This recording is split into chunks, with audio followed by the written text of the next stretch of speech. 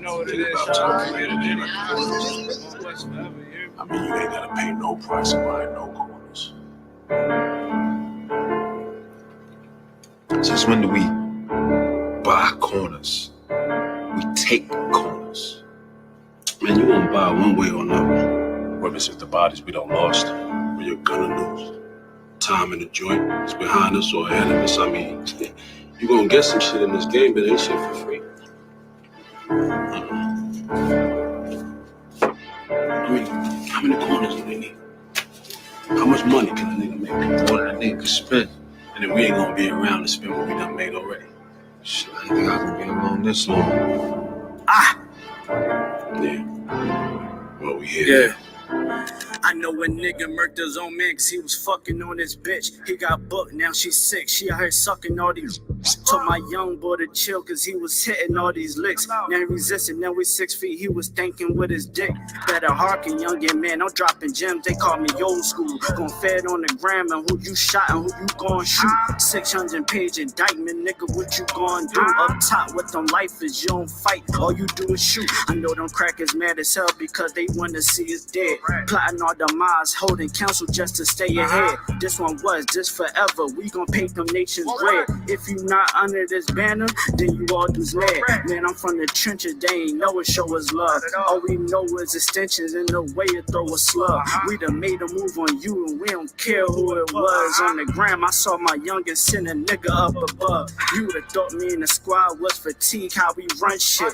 Better yet, that saw block. Better yet, that saw strip. My general said if it's not one West, then it's not legit. Fuck every cracker, go to their grave and go and take a piss. Mama, I'm an Israelite, I'm pulling strings like Santana. Gotta keep the blitz because in that mix it get bananas. I adapted to it. Right before the skis and went bandanas. I'm the big bad wolf, come down your chimney like I'm Santa. Pussy niggas said that they was gon' slide, but they ain't do shit. Got a couple hammers in the ride, don't make me bang shit. Got a couple crackers on my mind, I'm trying to hang shit. Yeah, I'm in the field, I'm still pissed about the slave ships. Daniela got some big shit to make a rain flip. This pump turn you to an acrobat with these backflips. Mom said 12s ask you questions but not say shit.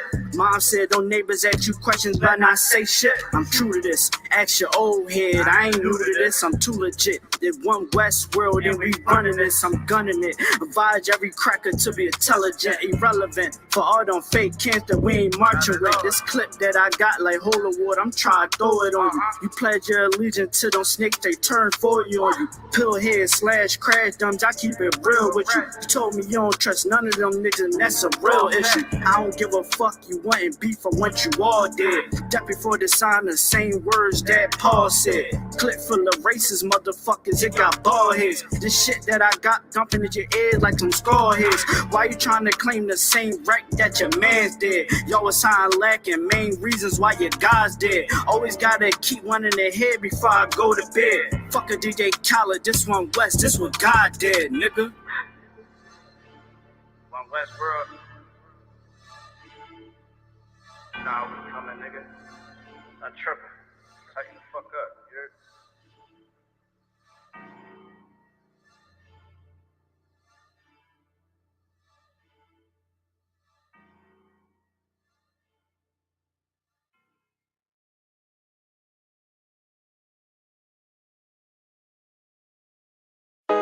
JT on the track. Hey,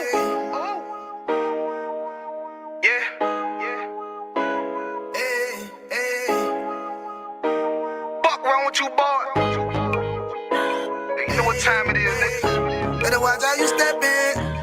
Yeah. But that was my niggas.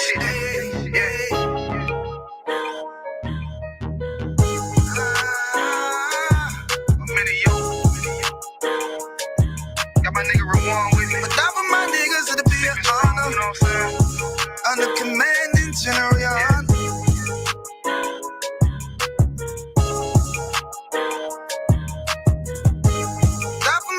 It'll be an honor and a blessing. Look, hey, straight off the top, I love all of my niggas. That shit ain't gon' stop till we on top and we ballin', my nigga. We be fly as fuck, you know them bitches be stalking my niggas. That shit'll never change and it's the same with all my niggas. City to city, I should be at home. That's what my ribs say. But bitch, I'm grown, I'm in these streets and clothes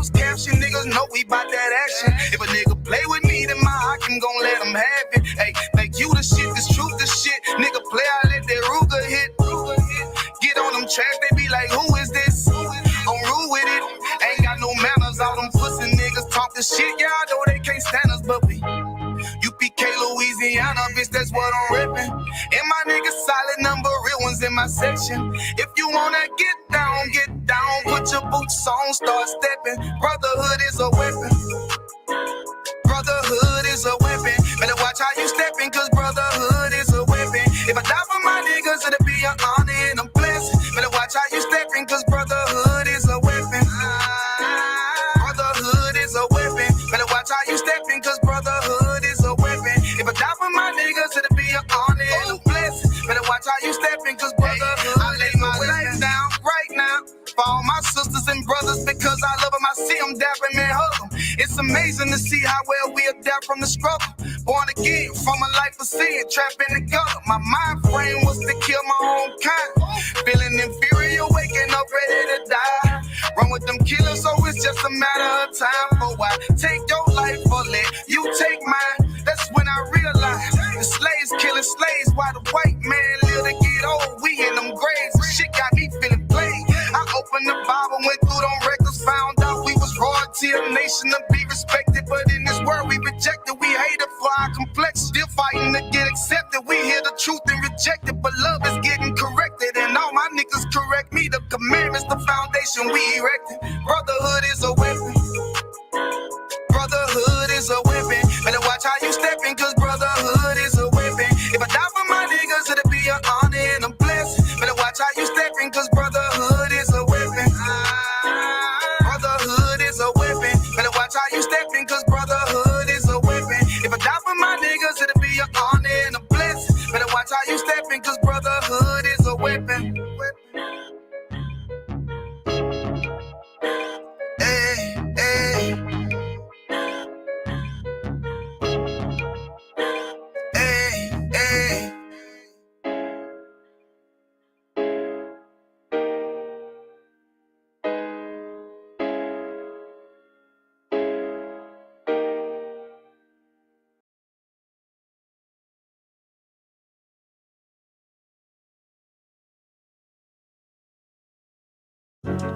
I'm living in this world, troubles all around, trying to build a place to live and set freedom right now. Yeah, we just trying to be Begging free, Jesus, come see about me. One Westworld. You know what it is.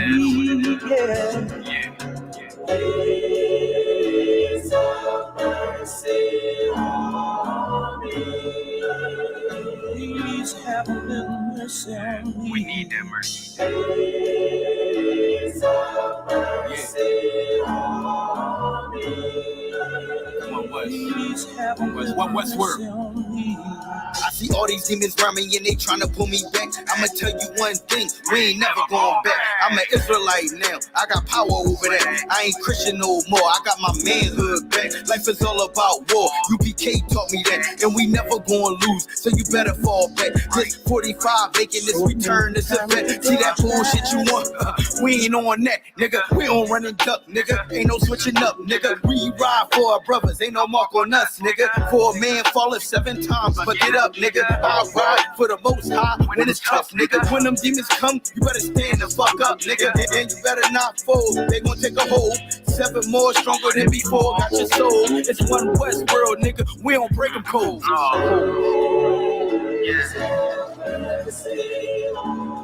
Most of the Christ. Please have just a little mercy on me. Every day, man, we pray to the Most High, man.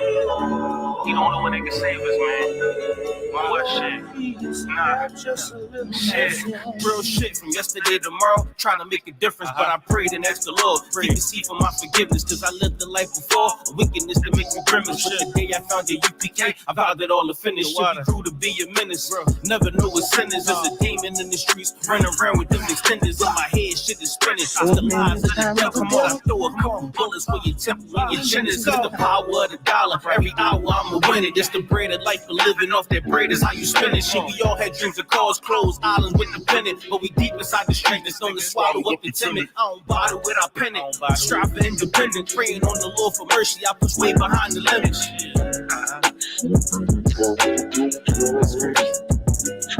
Let's get it.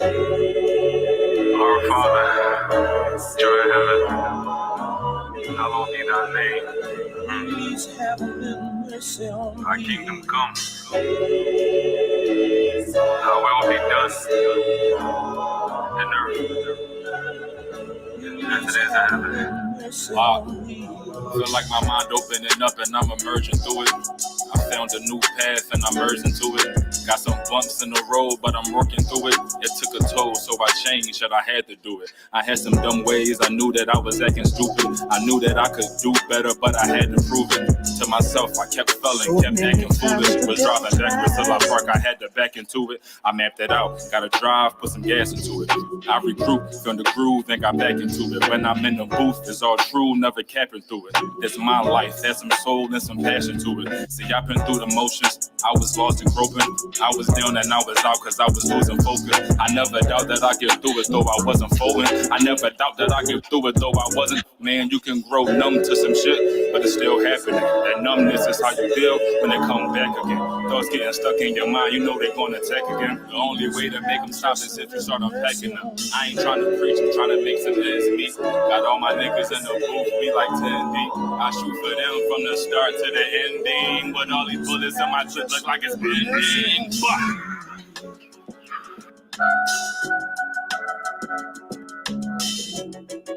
Troubles all around me, day by day. Hiding in temptation seems it's here to stay. Oh, I need you, Lord. Set my soul on fire, yeah.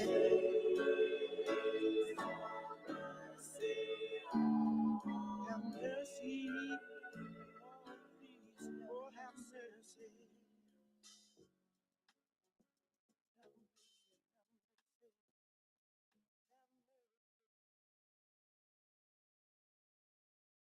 I will wait. Dirty Bird. Buckroll. Wait on. Not no more. It's shocking. I will wait. Yeah. I've been feeling how I'm feeling like. Fuck how niggas feeling, I've been waiting my turn. Walking through the pits of hell, still feeling the burn. At 3 in the morning when I'm tossing and turning. Shorty gripping me tight, tell me it'll be alright. I'm gripping the pistol, having visions of death. Yeah, though I walk through the valley of death. I'm in the alley with the scully on tilt. I'm ready to pull this homie, conflicted in heart. Spent too much time in the midst of the dark. I'm itching in this truth just to play my part. On a Saturday in the depths of the dark, where the zombies walk.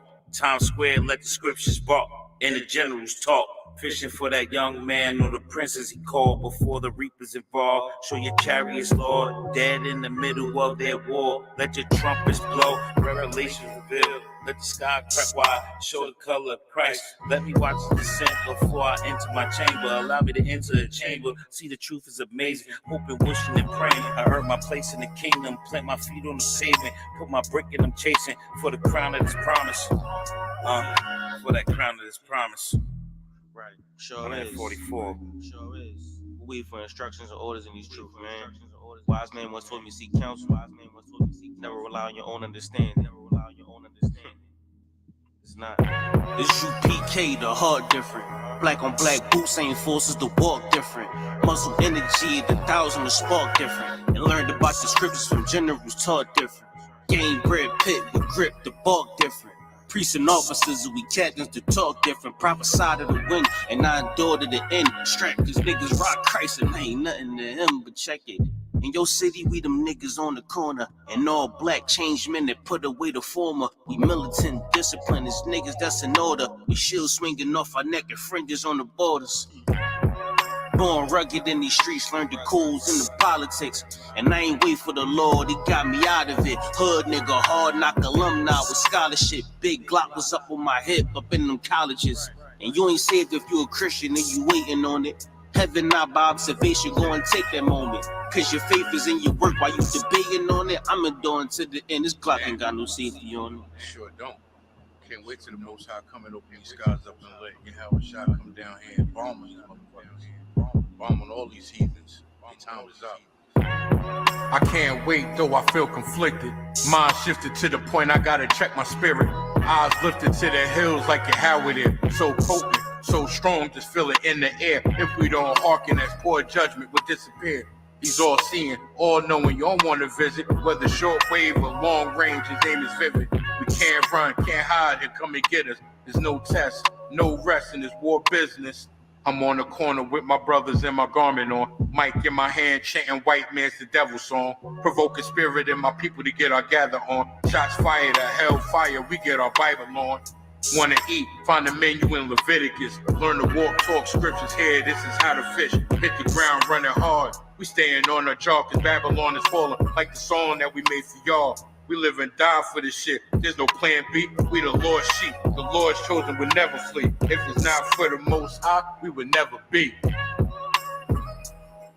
Never be. Stand the fuck up or sit the fuck down. Either you winning or you losing. Somebody telling the truth or somebody telling a lie. I'm telling a lie. Wake the fuck up. Keep it moving, keep it pushing.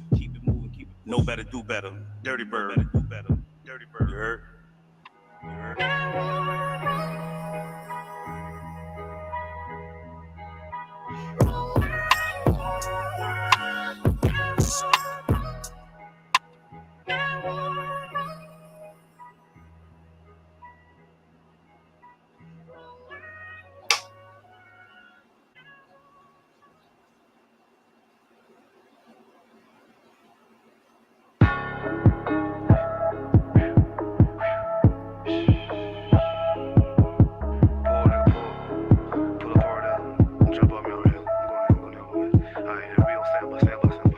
I'm in the bushes, just watching this family. I got extensions, sit up, make grin and start dancing. Yeah, we know what you did, and I'm coming, I'm loaded. And I know you don't know it. I just posted up, scoping. There's a shooter outside and he quiet. There's a shooter outside and he quiet. Yeah, he quiet. Yeah, he quiet. Yeah, he quiet when the motherfucker quiet. They know so like I'ma shoot. They know so like I'ma shoot. They know so like I'ma shoot. They know so like I'ma shoot. Yeah. Got me this. Yeah. To get the picture. Yeah. I see you smiling. There's a shooter outside and he quiet, little nigga. All that cap rap might have to find me a nigga. All these niggas watching moving and start jocking the image. I can't even buy it, little nigga. I know this pump it'll flip them, we get the drop on the cops in Alabama. I get the order and she pull up on the Klansman. They talking about they catch a nigga, they gon' hang em. Catch them while they hanging. One by one we take them. Just clap it up. Just clap it up for Commander General YAHANNA, all the generals, all the captains, all the officers, troopers, and the sisters and the young men. With the ISUPK coming out of 1 West Harlem, New York, 125th Street, under the great Commander General YAHANNA. And since 1969, we've been bringing out the truth that so-called blacks, Hispanics, and Native Indians are the children of this Bible. I'm a Precinct Officer 50 at Yashala, filling in for Precinct Officer 5000 Ball. Scripture breakdown class, y'all. Back in the building. What's going on? Shout out to the people in the chat so far. Marvin still in the building. Yahweh Shem Yahweh Barakatah. You know what I mean? And for the sisters, I know that's going to be jumping in shortly. Yahweh Shemal them by Shem Yahweh Shah. You know what I mean? And another glorious Thursday, and we in this building. You understand? Of course, you know, we in these latter days, so there's a lot of amazing things going on out here in the world, right? You know, this whole election thing is just, as usual, is always going to get blown out of proportion, right? You know, you got Kamala Harris trying to be the first black female president, right? You know what I mean? She ain't even black. We ain't even gonna go there. You know what I'm saying? She's trying to push agendas for border control and things like that. It's like they pick one main topic and push that agenda throughout the whole election. Then when they get in the office, they don't do sugar, honey, iced tea for any of the black Hispanics, Native Indians, period. Anyway, you understand? The only thing honest about Trump is he's not hiding his hand. He's telling you what it is. He's showing you what it is. You understand? He's trying to pass a federal mandate to give all law enforcement federal immunity to do their job. Translation: to continue oppressing Blacks, Hispanics, and Native Indians. Translation: to continue to not only oppress us, but to hunt our steps, to destroy us, and to violate us at every corner that we turn. You understand? And this is what makes these heathens such wicked and disgusting bastards today. For this matter, let's see. I'm gonna give people in the chat time to chime in and check in, and while I start put this precept together, and let's see.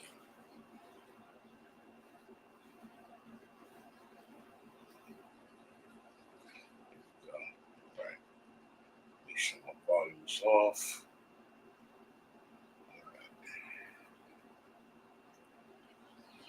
I'm gonna give the chat another minute or two.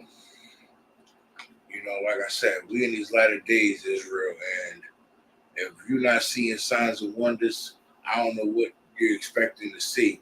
Because if you expecting to see that sky crack open and Yahushua Mashiach, who we ignorantly call Christ, come down with the 20 million angels, if you see that, it's too late. They're not trying to talk. They ain't trying to hear nothing. Heads is going to be rolling, period. And it might be yours.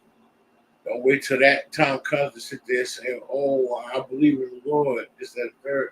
I'm ready to change my life. No, it's too late. We're giving you time now on earth to turn your life around and get right. We're giving you time now. It's called a grace period for a reason. We're giving you a grace period to come get in this ISUPK, for the brothers to get in all black to get in these classes, for the sisters to dress modestly and cover your heads and get in these classes. You understand? We're giving you a grace period. We've been giving you. Let me explain something to you. Commander General YAHANNA has been giving Blacks, Hispanics, and Native Indians a grace period since as far back as 1969. You understand? As far back as before he started. You know, he came in the 80s, around 85, if I'm not mistaken. You understand? He's been pushing to get Blacks, Hispanics, and Native Indians in the school since the 80s. It's 2024. He's still pushing. You understand? And all he asks is for you to listen and hearken. You understand? I pray you do. These so-called fake Israelite groups, Purple People leaders, and all of the other ones, like, I don't understand why y'all want to be so blasphemous and disobey. When Commander General YAHANNA said all camps report, that means y'all brothers too. Stop acting like y'all above reproach. Stop acting like y'all above the ISUPK, like you above Yahushua Mashiach, who we ignorantly call Christ. Acting like y'all above the Most High. When our current king calls for his children to report, you were to report. You understand? You were to report. Take that purple off and report. Take them shirts with the tassels off and report. You understand? Take those carpets off of your back and report. This ain't a joke. This ain't a game. Ain't nobody laughing over here. This is serious business. Stop being so goddamn defiant and report. Because you think just because y'all out here preaching the Bible and y'all got your own little, I don't know what you want to call a sect or whatever going on, you think you safe from the most high. You think you safe from Yahushua or Yahushua Mashiach. You're not. You're not safe until you come into the ISUPK. And I pray y'all understand. If there's anybody in the chat got any questions, anything like that, I'll give you a minute, put it in the chat. If you had any previous questions from last week, put them in the chat. You understand? This is not a game. This is not a joke. We don't do this for shits and giggles. This is serious business here. Like, We're not doing this for play. Like this is for your survival. This is for your life. You understand?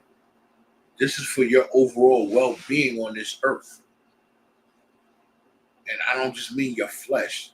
This is not just a physical call out. This is a spiritual call out. You know, it tells a lot about your character and your spirit when the person in charge over you calls for you to report and you don't listen.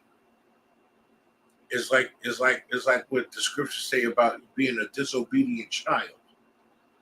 When the Most High says hearken, you better goddamn hearken. Who the hell you think you is to not want to listen to your father? See, and that's the problem now with blacks, Hispanics, and Native Indians. We do what we want, not what we told. We disobey. Father tell you to take out the trash, you take out the goddamn trash. Who the hell you think you is? You ain't grown, you ain't paying no bills. And even if you was, you still have to respect your mother and honor thy father. So respect these scriptures, which is your mother, and honor your father, who is Yahawashi Mashiach, your king. And in today's time is Commanding General Yahanna. Respect your father. And do what the hell he tell you. If he tell you to report, God damn it, report. That's it. It's not grievous. It's not rocket science.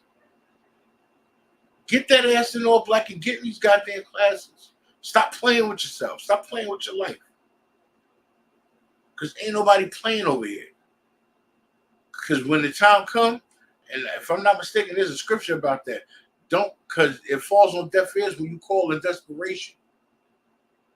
Don't be sitting there smoking weed and then you see that sky crack open and all of a sudden you quit, you holy and sanctified. It don't work like that. You got to put that brick in now while you're able to. You know, like they say, give me my flowers while I'm living because I can't smell them when I'm not here. You understand? Give Commander General Yahanna his while he's here. Because when Yahawashi Mashiach, who we ignorantly call Christ, returns, you might not have a chance. He might not give you a reprieve. He might not give you an opportunity to repent. You understand? Now's the time to repent. Don't put off for tomorrow what you could do today. Now is your time to repent. I pray y'all understand. And if you trolls and purple people just listening, y'all better report what Commander General Yahanna tell you to. I pray y'all understand. Let me check the chat.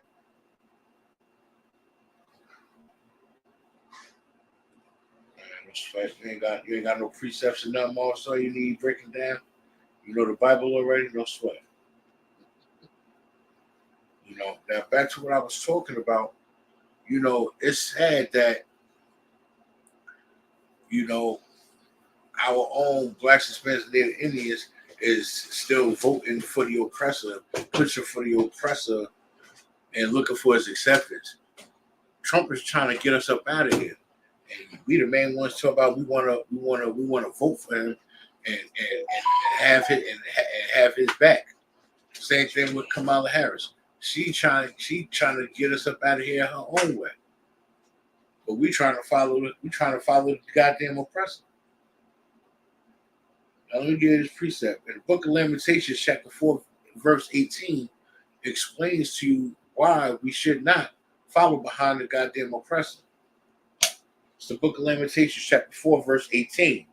They hunt our steps, that we cannot go out into our streets. Our end is near. Our days are fulfilled.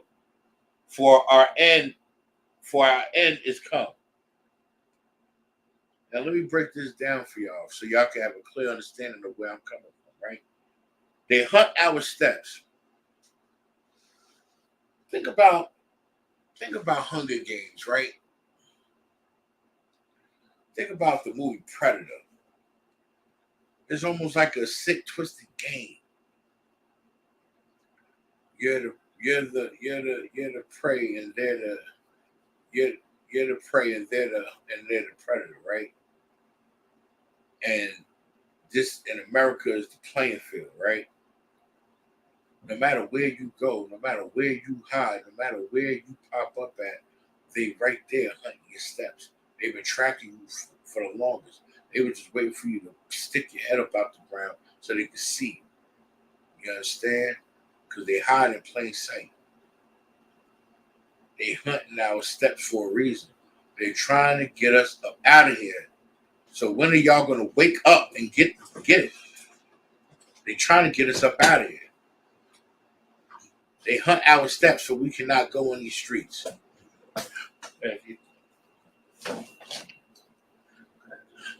got this.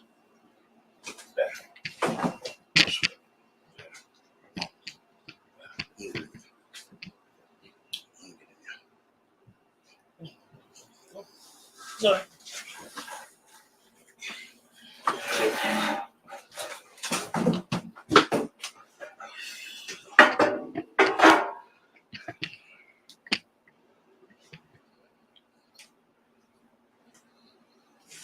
Shalom, Israel. Hey, I don't need that. Hey, guys, let me get the book of Matthew, chapter 8, verse 28. You know, Ayashala was saying to Israel that we need to wake up. We need to wake up and realize that something that a lot of blacks, Hispanics, and Native Indians fail to realize, that demons are real. Demons are very real, and they do plague us. I want you to look up the demon of Asmodeus as well, right? We need to realize that demons are very real. That is a demon when you want to smoke cigarettes, when you want to smoke Black and Milds, when you want to smoke weed. A person that smokes crack cries because they don't want to smoke crack no more. But the demon is yearning for the get high. The demon is yearning for the sin. It's a demon when a woman doesn't want to sleep around and be a whore, and she still continues to whore herself out. It's a demon to lust for the money, chasing the bag. It's a demon that plagues Blacks, Hispanics, and Native Indians. But I want you to use the other one first. The Matthew 8 and okay, Dwada. Yeah, Dwada. But it's a demon that plagues Blacks, Hispanics, and Native Indians. And we, instead of fighting the demons, we sit down and drink and chill with our demons. Let me explain what it means to drink and chill with your demons. You give in to the temptation that the demon persuades you to do or presents to you. When you want to go out, when you get that thought in your head and you about to go out and do a sinful thing, that's a demon. When you follow through with it and you feel all bad because the demon done left. When you feeling all bad about a one-night stand, let's use that just for example. You go have a one-night stand with this girl, or you women, you go have a one-night stand with some man and you cheating on your husband, and then you feel that little guilty moment. That's because the demon done fled. The demon done caused you to do the sinful thing that it wanted you to do. And sometimes we're plagued so much with demons that when you go look in the mirror, you don't recognize you. You still you. You still look the same, and still got the scar above your eyebrow, and you still got the scar lip and the chipped tooth and all of that. But you don't see you anymore because you're plagued with demons. Let me get that first scripture about the show. It's the book of Matthew, chapter 8, verse 27. Yeah. But the men marveled, saying, what manner of man is this, that even the winds and the seas obey him? Wait, Slocky.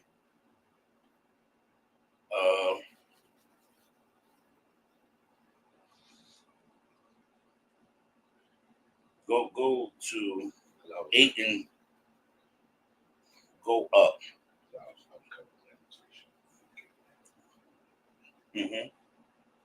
Go up.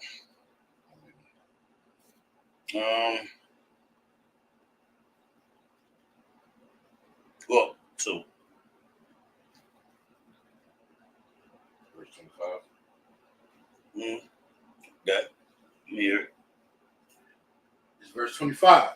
And his disciples came to him and awoke him, saying, Lord, save us. We perish. And he said unto them, Why are ye fearful, O ye of little faith? Then he arose and rebuked the winds and the sea, and there was a great calm. Drop that. That's the they was on the boat. Keep drop down. It's past that. Go 27. Go 27. That's where I was at. Where it Go says that Marvel saying, What manner of man is this? Right.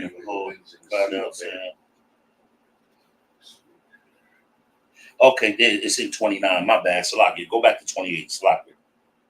Okay. Now, let me give you a little backstory, right?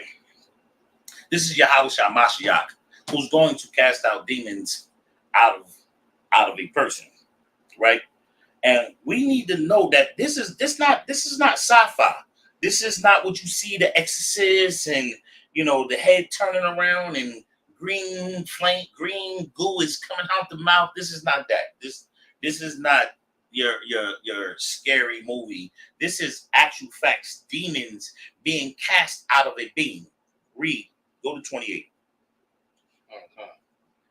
And when he was come to the other side into the country of the Gergesenes, there met him two possessed.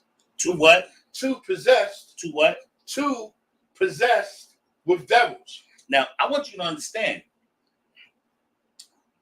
2 people were possessed with devils, right?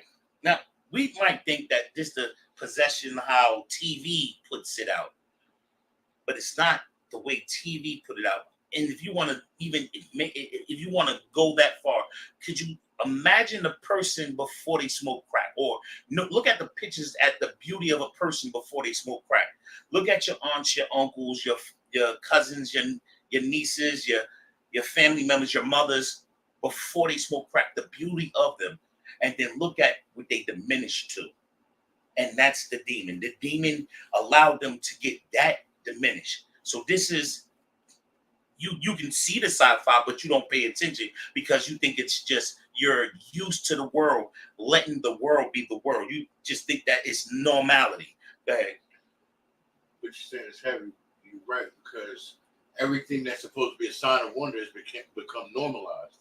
So while the signs of wonders is occurring, as prophesied in the Bible, they're seeing it as a regular occurrence because they're used to it. Right. They're used to seeing our people strung out and demons coming out and plaguing. Like we're accustomed to watching demons walk the streets inside of our people. Right. It's normal now. We're used to seeing Asmodeus pop into our sisters and have them acting irrational and unwise. What you're saying is very heavy. You ever see a person that smokes crack walking the street begging for change so they can go get another hit? That's the demon. The demon is there. You can see it. You can see it. But if your eyes it has the veil over because what the normalize of what America says is normal, then you're not going to see the demon. It's a demon. When you see that uncle that likes touching children in an inappropriate way, they have a look in their eye. It's a lustful look. It's a demon. And right here, there were 2 demons. There were 2 people that was possessed by demons. Go ahead, read. There met him 2 possessed with devils, coming out of the tombs, exceeding fierce, right?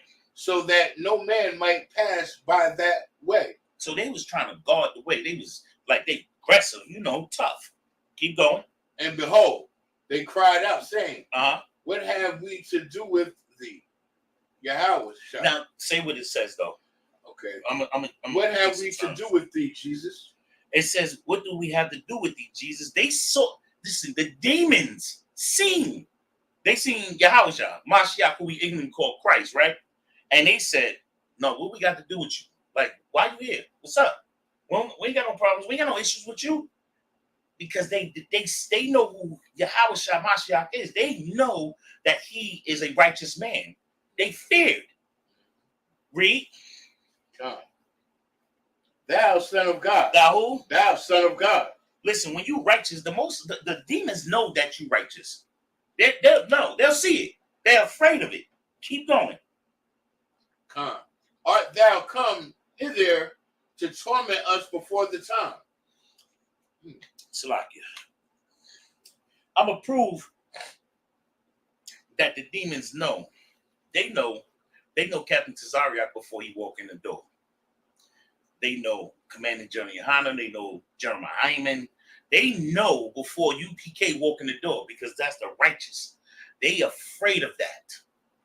They're afraid of that. That's why when they were saying we was doing that Passover that first year in North Carolina, that's why all that bad info went out about us. Oh, trying to kick our name down and talk this, that, and about us. But then when we got there, everybody, everywhere we went, they seen the difference from what the media put out because they the demons tried to stop us from going in that town and flourishing and inviting the people to the cookout and to the Passover. They didn't want that vibe of righteousness to go out in North Carolina because they didn't want to see the unity. They didn't want that unity to go out there because they feared what would happen. The people will come up out of her. And that's the way and thought of America. But the demons are real. Let me show you why. Read that again, Bob Shaw. God. And behold, they cried out, saying, what have we to do with thee? Right. Go ahead. Thou son of God. Keep going. Art thou come hither to torment us before the time? Are you come to torture us before the time, before the end time? Are you coming here now to deal with us? Are you coming right now to deal with us? See, that's what these oppressors fear because they know the time is near. So they don't want to. They trying to stop every which way. They trying to use it to stop this rising of Blacks, Hispanics, and Native Indians. They don't want the truth to be let out. Keep going. And there was a good way off from them and herd of many swine feeding. Now, a good way from them was pigs feeding, swine feeding. They were eating. They was in their troughs eating. Go ahead, keep going. So the devils besought him, saying, if thou cast us out, suffer us to go away into the herd of swine. The demons knew Christ was about to cast them out. And if you're going to do that to us, man, just put us in the swine. Please, just like it. Don't just let us roam. Don't let us just roam. Cast us into the swine. And they begged Yahushua Mashiach to cast them into swine. Demons are real. Demons are real. Hey, I'm going to use it in another way. You know how when you're around somebody and they say you don't want to catch the bad juju? Yeah. Or is a saying, don't let sweep out the door when people leave your home. It's old folklores and old folk tales and, what they call them? Superstitions. Salakia, Duwada. It's old superstitions. It says, when people leave your house to sweep your house out, open the door and sweep your house out the demons can leave with them because people have demons attached to them. And they will bring their demons to sit at your table. And their demons will rub off on you. These demons who are in these two men, they begged that Yahushua Mashiach, who we even call Christ, cast them into the swine so they don't run it around. They not just moving around. Oh, yeah. Why would they beg Yahushua Mashiach to cast them in the swine rather to roam around? That's what I'm It's another scripture. It's a precept to this, right? I'm gonna show you the precept to this. The precept to this is give me. Hold on, I know the precept to it. Because by roaming around, they can't enter another host. Cast. Hold on 1 second.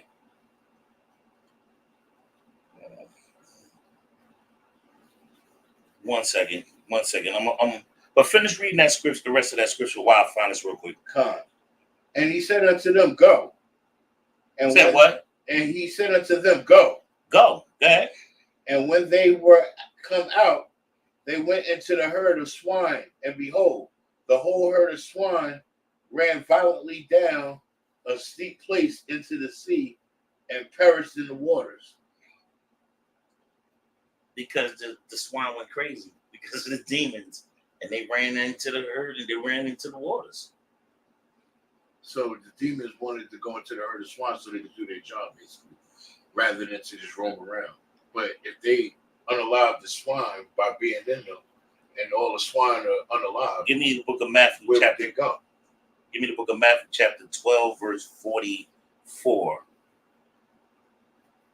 Give me the book of Matthew, chapter 12, verse 44. See, people say they read the Bible, right? And these Christian pastors and all these other woke people say that they read the Bible and they study the Bible. Why is the Christian pastor not telling you that there are demons that's plaguing us? Why is they not telling us this? Because you know why? Because in your Christian church, the demons are plaguing your pastors. The demons are plaguing your pastors. How can I prove that? Because they're doing things that's against the Bible. Anytime a man marries a man and anytime your pastor or your deaconess or whoever is leading the congregation lets two men get married in the church, they're going against the Bible. Anytime that a pastor, which is this pastor in Georgia, that says his first, what do you call him? A first gentleman of the church. It's a LGBT church. They can't read certain scriptures because if they do, it contradicts everything that they're saying out their mouth. Those are demons in those church. The choir director that's running around touching everybody, that's a demon. Your pastor that's running around, that's a demon. That female pastor, whatever her name is, that's a demon. I'm going to prove it. I'm going to prove it.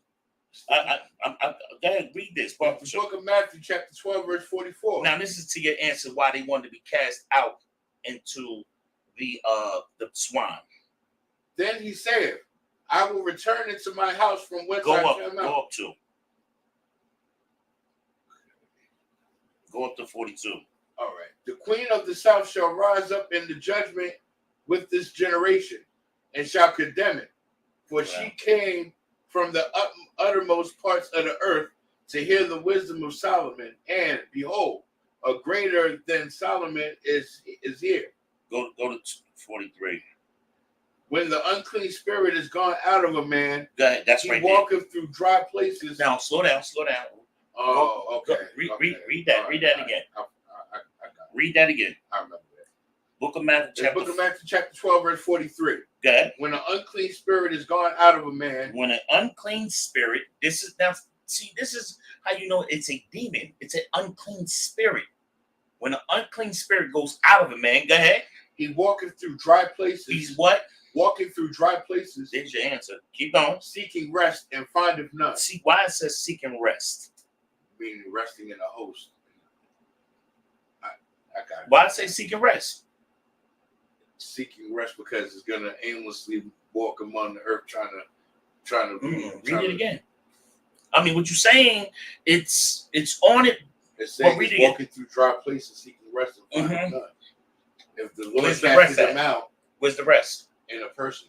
Exactly. So if a demon is not, if a demon is cast out of you, it's just out and about. Where's his home? There is no home. There's no one to rest in. Where was his home? Inside those two men. Now read this. Now read the scripture. Right, I got you. The Bible is glorious. I got you. And listen, it tells you why you mess up.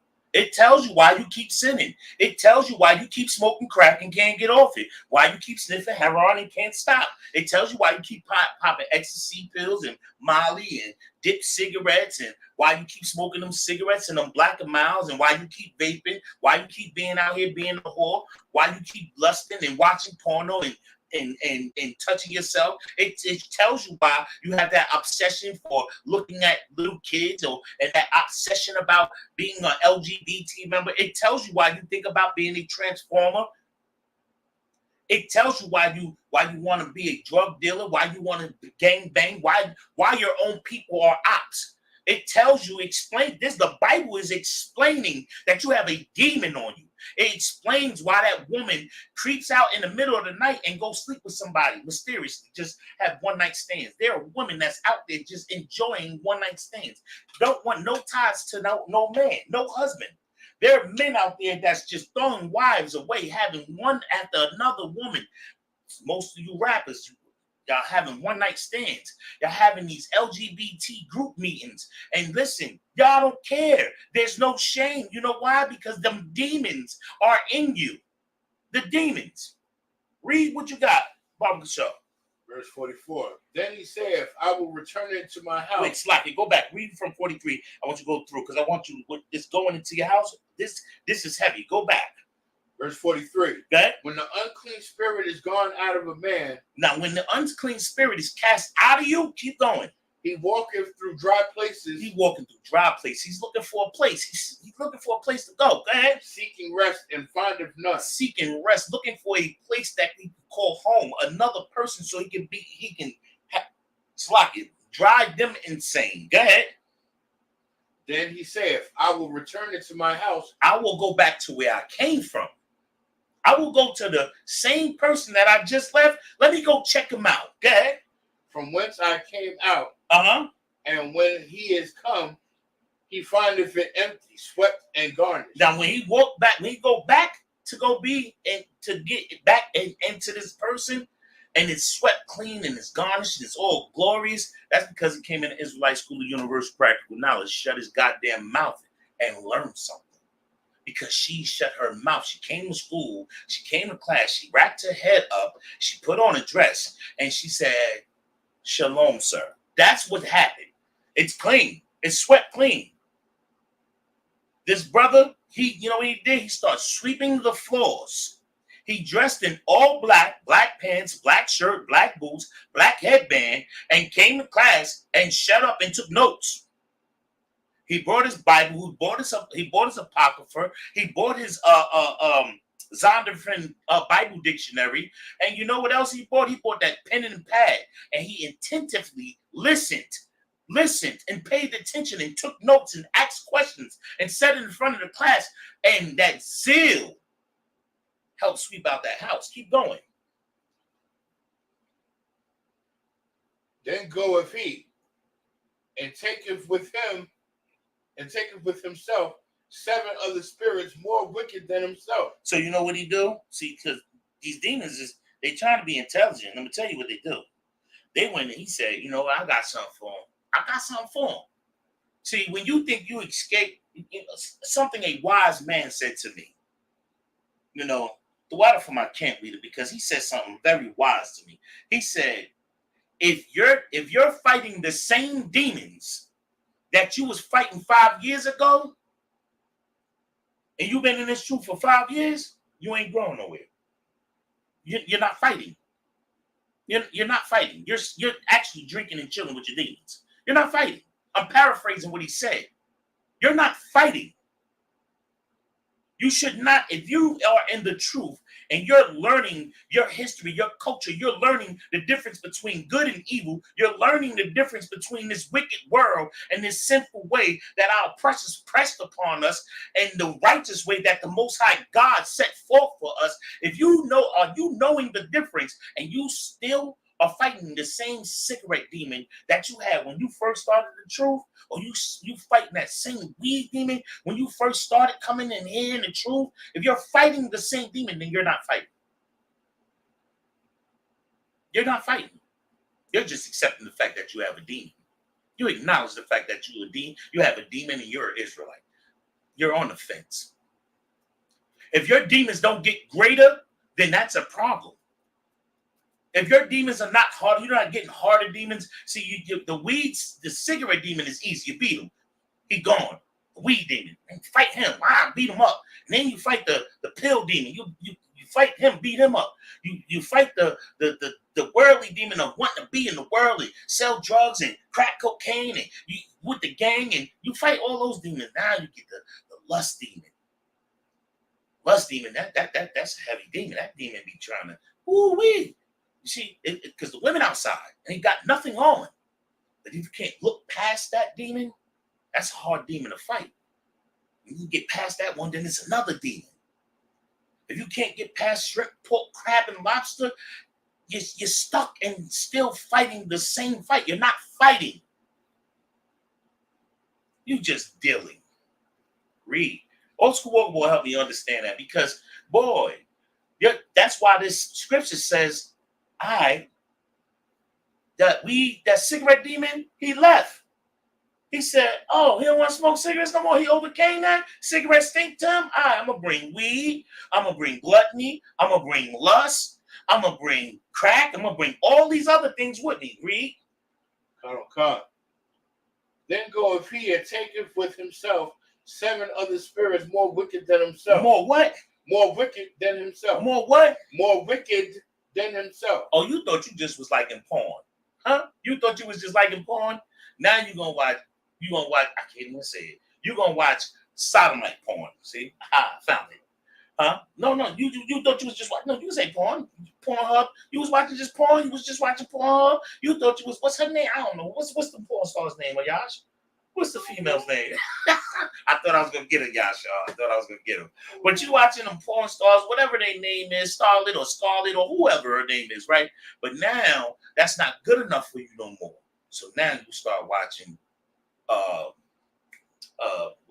what I just called sodomite porn, man on man porn, and now that's not good enough. Now you're watching trans porn, and then you're watching all types of kiddie porn, and now you done lost your mind. Now you just created a whole nother demon. That's the other demon that comes.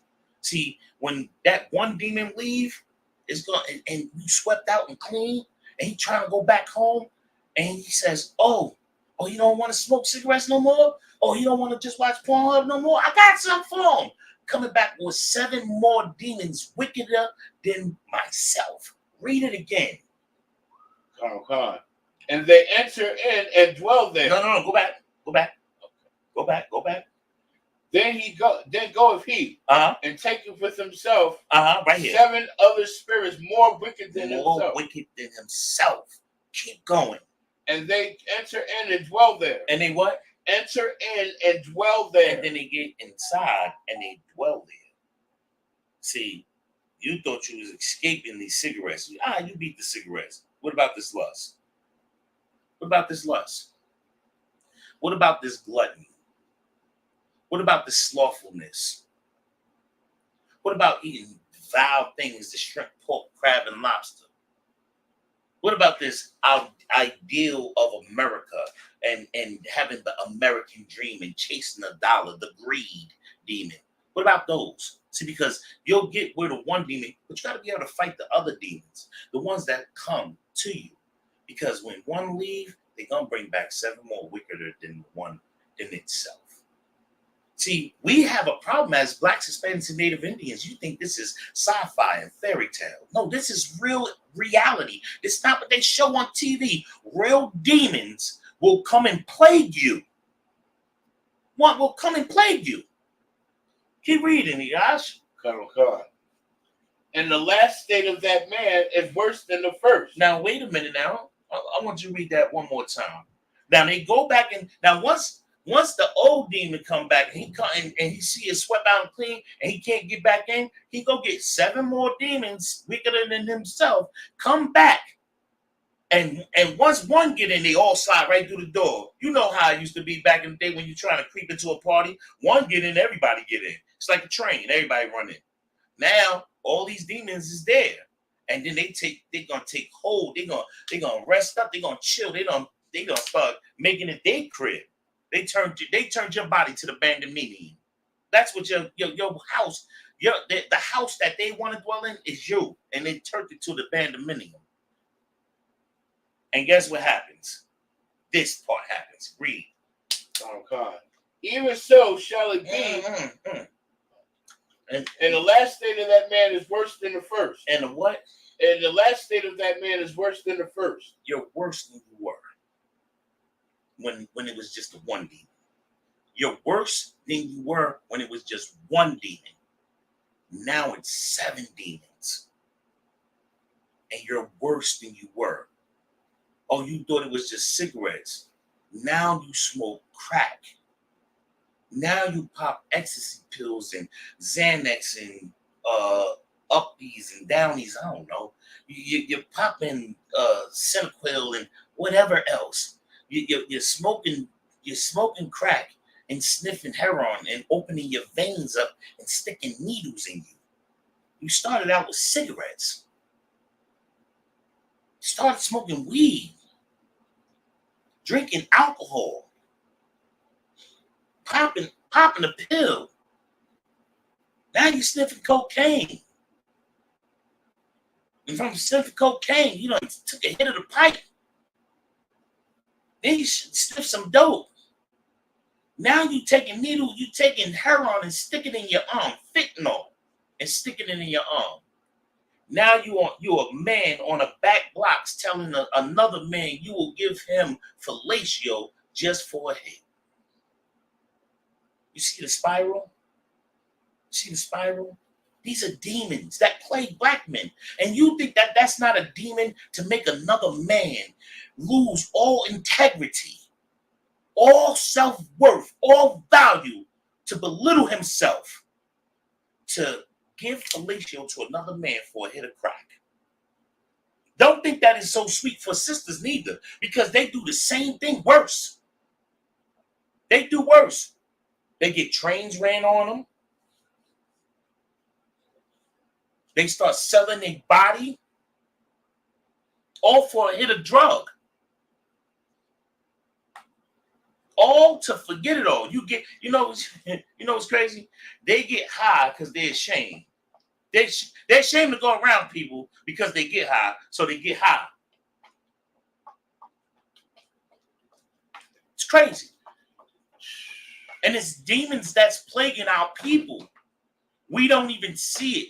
And we buy in to the oppressor ways, which is just all wicked and demonic. Right. Because everything they do is against the Most High God. Right. How long are we going to keep allowing demons to plague us? How long are we going to not fight? How long are we going to keep sitting down and not getting up and pushing forward and fighting for what's righteous? Fighting for your life.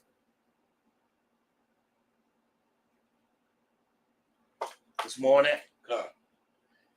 I'm going to take it from that line. And the last state of the man is worse than the first. Okay. Even so shall it be also unto this wicked generation. Listen, and guess what? You know, each generation they say, oh, this generation is worse than the last generation. This generation is worse than the last generation because you're passing your demons on. The demons is just hopping from you going right to your children. That make them worse because guess what? They don't care. That's why you got Sexy Red. That's why you got Sexy Red. Look at Sexy Red's mother. I don't know this woman. I don't know her from a can of paint. But they say the apple don't fall far from the tree. Look at the parenting.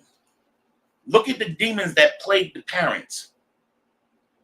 Then go back and look at the demons that plague that parents. That's the problem. The demons is what we fail to realize that's plaguing Blacks, Hispanics, and Native Indians. And this is why this statement, if you can, Baba Bashar, read it one more time, the last part, the last two parts.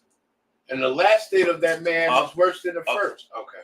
We're the 7. The 1 brings 7. Then goeth he, and taketh with himself 7 other spirits more wicked than himself. Pay attention to this Black, Hispanic, and Native Indian man. When that one demon is cast out, you think, oh, okay, I learned enough. I'm strong enough to stop smoking cigarettes. I sat in enough classes, so I don't smoke cigarettes no more. You stop coming to class. You stop being around the brotherhood and the sisterhood. This is what happened. That demon leave and 7 more come. Slocky. You want this chair or that one, sir? No, you 12, so you Slocky. Slocky, sir. That brother, round of applause. You want to go this first one in the refrigerator? No, I took it over to Rico. You got one? Yeah, they're in the room though. I mean, they're on the table. They're on top of the refrigerator. Can you get them little candies? Yeah, I'll wait. What was you after Shaka Wolf? So like I was reading from the book of Book of Matthew, chapter 12, verses 42 to 45. Mm-hmm. Who was on the topic of demons are real, sir. Demons are real, right? Calm. Where was he at? I was at verse 45.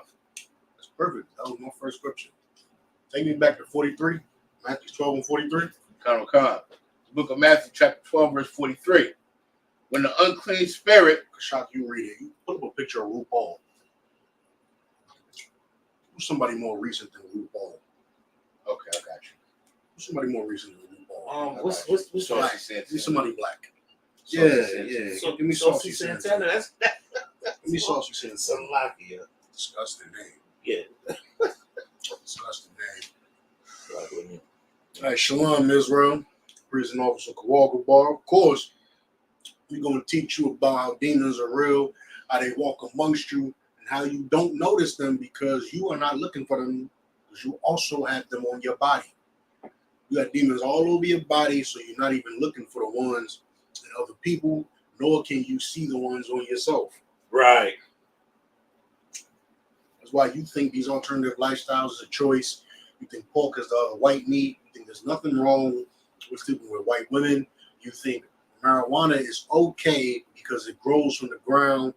Give me some other things, some other idiotic sayings of the world. Men sleeping with men. You think war is between you and that brother from another block. I already said alternative lifestyles. You know what I'm saying? Give me a picture of Saucy Santana. Beefing with your own kind too, sir. You know, gang banging. That's what I just said. You want to harm people that look just like you, and you think that's not a demon. You think you love yourself, but you want to hurt everybody that look just like you. But you love yourself. You got Saucy Santana on the screen? I have that scripture when you're ready, sir. Start from the top 43.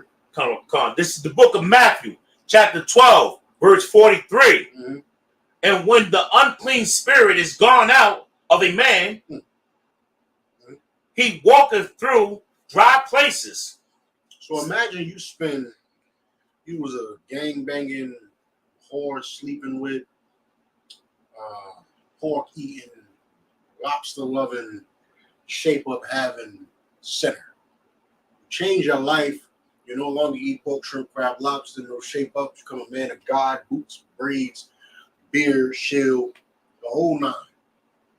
That demon leaves you. That demon goes off. Say, damn it, he cleaned himself up. A demon hides in filth, right? It hides in filth. Right. And let me tell you something too. Black people know that it hides in filth, which is why your grandmother used to always say, what is it? Holiness is next to cleanliness. Yeah. Right? That is a Christian way of trying to view the concept that I'm telling you, but of course they don't change themselves. Of course, they'll tell you holiness is next to cleanliness. That's why you got to get on your knees.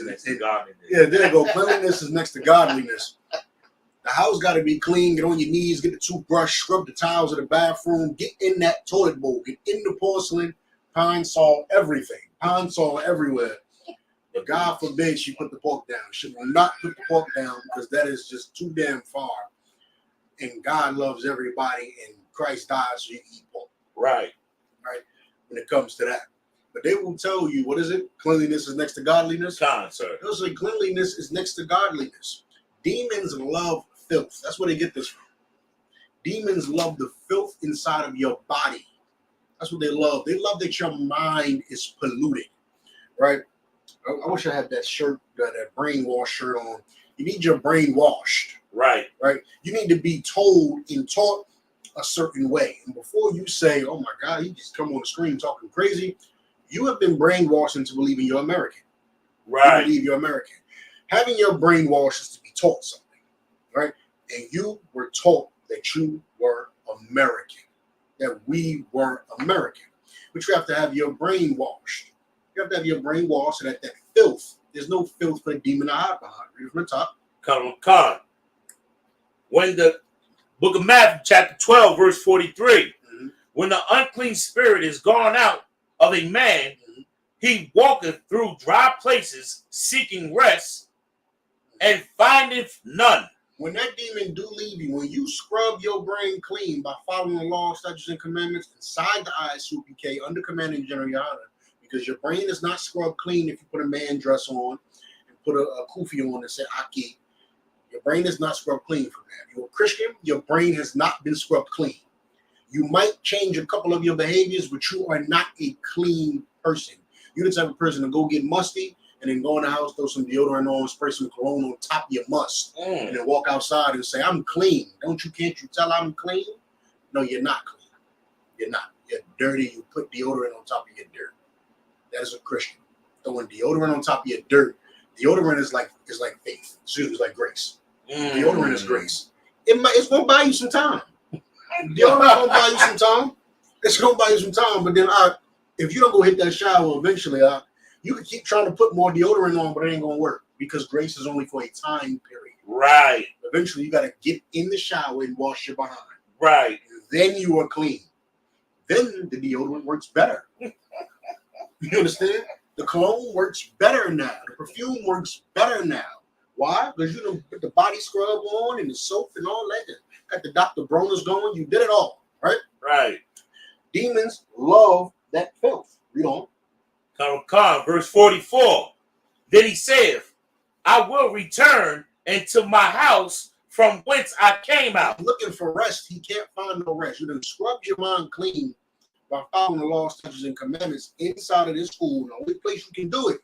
And then the demon starts saying, hey, man, I really need somewhere to go. Like, he really kicked me out. I can't believe he kicked me out like that, man. He really won't eat no damn pork. He really is not sleeping with no Filipino women, man. I can't believe it. He loved Filipino women. He really left them alone. You know what? It's been a year and a half. Let me go see if he let me back in. Go back home. Because that's your demon. That's your demon.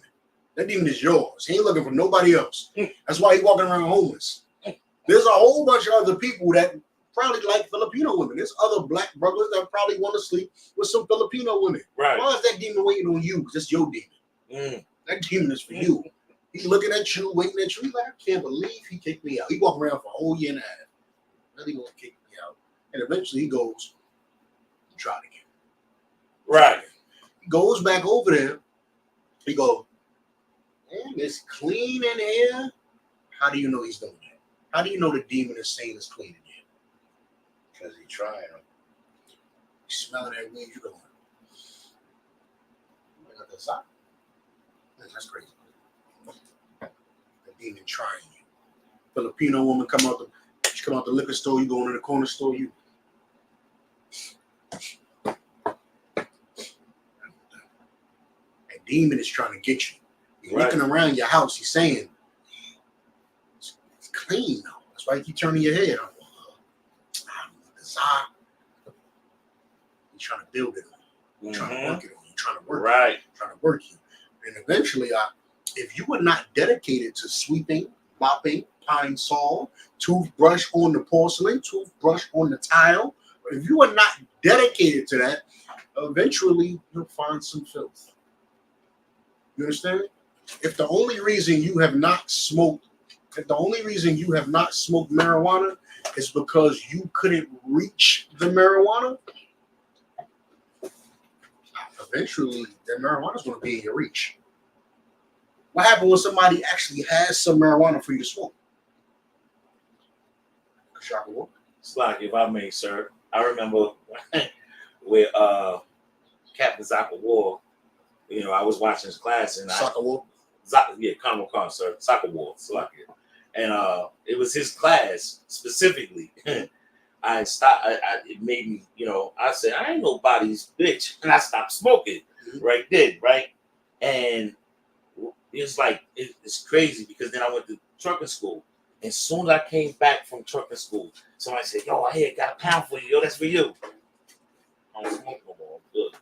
You don't smoke, man. Come on, man. Here, that's you. Trying to give me. No, girl. It just kept coming, like how you said. The dragon was looking for some food. He said, "I need to get in." Is that dust? Go over there. I thought that was dust. When he thought it was dust, what did he do? Off juice some marijuana. That's the demon looking for some dirt, looking for some dust. Right. You understand? That's what's happening.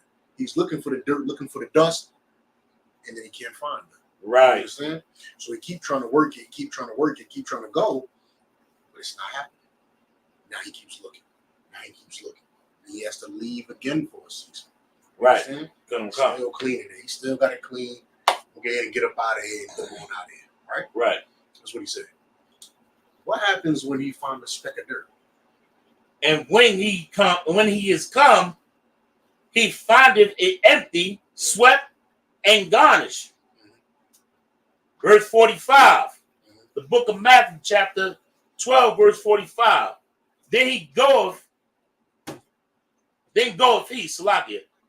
he, and taketh with himself 7 other spirits more wicked than himself. When he find that little speck of dust he need up, he go, gotcha. He'll go get 7 more demons, and he'll come, and he'll overpower that work that you did. You understand? Because you're not dedicated to sweeping and mopping and scrubbing and spraying the air freshener. You're not dedicated to keeping your house, which is your mind, clean.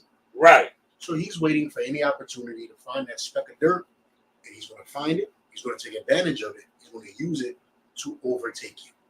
You understand? Come. Yeah. And they, Matthew chapter 12, verse 44. Verse 45, sir. 45. And they entered in, and dwelled there. And they entered in and dwelled there. Now they're living in your head again. What does that mean? What does that mean they're living in your head again? Now you are a sinner again. You understand? Because what does it mean to live in somebody's head? What do they mean when they say somebody lives in your head rent free? What does that mean, boy? And you're always thinking about whatever you're thinking about, sir. And you ain't getting paid for it. Right. You ain't getting paid for it. So if a demon is in your head rent free, what does that mean? That's his house. Right. You sign a lease, 12 months, you live in there. That's his now. Meaning what? All your thoughts, they're no longer thoughts that pertain to the Lord. It's all thoughts that pertain to whatever that demon's on. Right? And remember, this not your original demon. Your original demon was what? Smoking cigarettes, smoking weed. Say smoking weed. That was your original demon. Right. He wasn't strong enough to take you over. But then as soon as he saw that speck of dirt, you knew it was an opportunity. But that speck of dirt wasn't enough for him to get it. He had to bring some friends. Who was his friends? Right. White women, crack. Right. These are his friends. His friends is the other things he can get you to do to make your what? To make your what? It's on the topic. He brings these friends to make your house dirty. Well, yes, but he brings these friends to do what? To make you sin, sir. Yes. Basically, to come and crash your house party of cleanliness. It's on topic. It's in the scriptures. To make your last state worse than your first state. Okay. Right? So before, you got a marijuana problem, right? I smoke some weed and I get over the mold. If you succumb to the marijuana demon again, you will have a crack problem, a white woman problem, a Filipino problem, a crab eating problem, a pork problem, a shape-up problem. You will have all of these problems come on top of you when you first found the truth, what was your problem? Marijuana. Right. That don't mean you didn't do anything else, but the thing that was sticking you, what was it? Marijuana. Right. Now it's going to be how hard it was. Think of whatever it was for you coming into the school. Your hardest thing for you to give up, deal with, demon to beat. Now imagine you had 7 of those issues. So imagine you had a problem with marijuana, or you had a problem with white women, but now you have all of these other problems. How much harder is it for you to come back into school now? How much harder is it? Yeah, it's like his brothers that still didn't come back into the school. You know why? Because a demon came and said, that's clean. You know, you think you're clean? You think you're clean? Hey, yo! Come over there. You walk through the house, suggest themes, and he falls victim to whatever he falls victim to. Right. Then what happens? That brother's last state is worse than his first state. You understand? Turned him to the vandal. He goes from whatever that was into whatever happened. You understand? To whatever he is. Now he can't come back. It's too much for him. You understand? Because one of those demons is hard enough. Just look how special the brothers inside the ISUPK are. Right. Look how special you are. Now, obviously, I'm not saying all brothers have one demon. That's not what I'm saying. What I'm saying is you might have a main problem or just a few problems. Right? That's really sticking that you really got to deal with so that you can come inside of this one. Right? Then what? When you succumb to them again down the line, you go from 3 to 9 problems. Man, sir. And it was already hard for you. When you did those 3, the Lord called you special when you fought those 3 problems. So this is a miracle. This is a miracle. Only the Lord can have mercy on a man to hear the truth and want to come in. Right. It's a miracle. And then imagine you succumb to the demons, and then you have triple those problems. Or in this scripture, times 7. You have times 7 the problems, times 7 the difficulty. What happens then? How much more difficult is it for a man to come back in the school?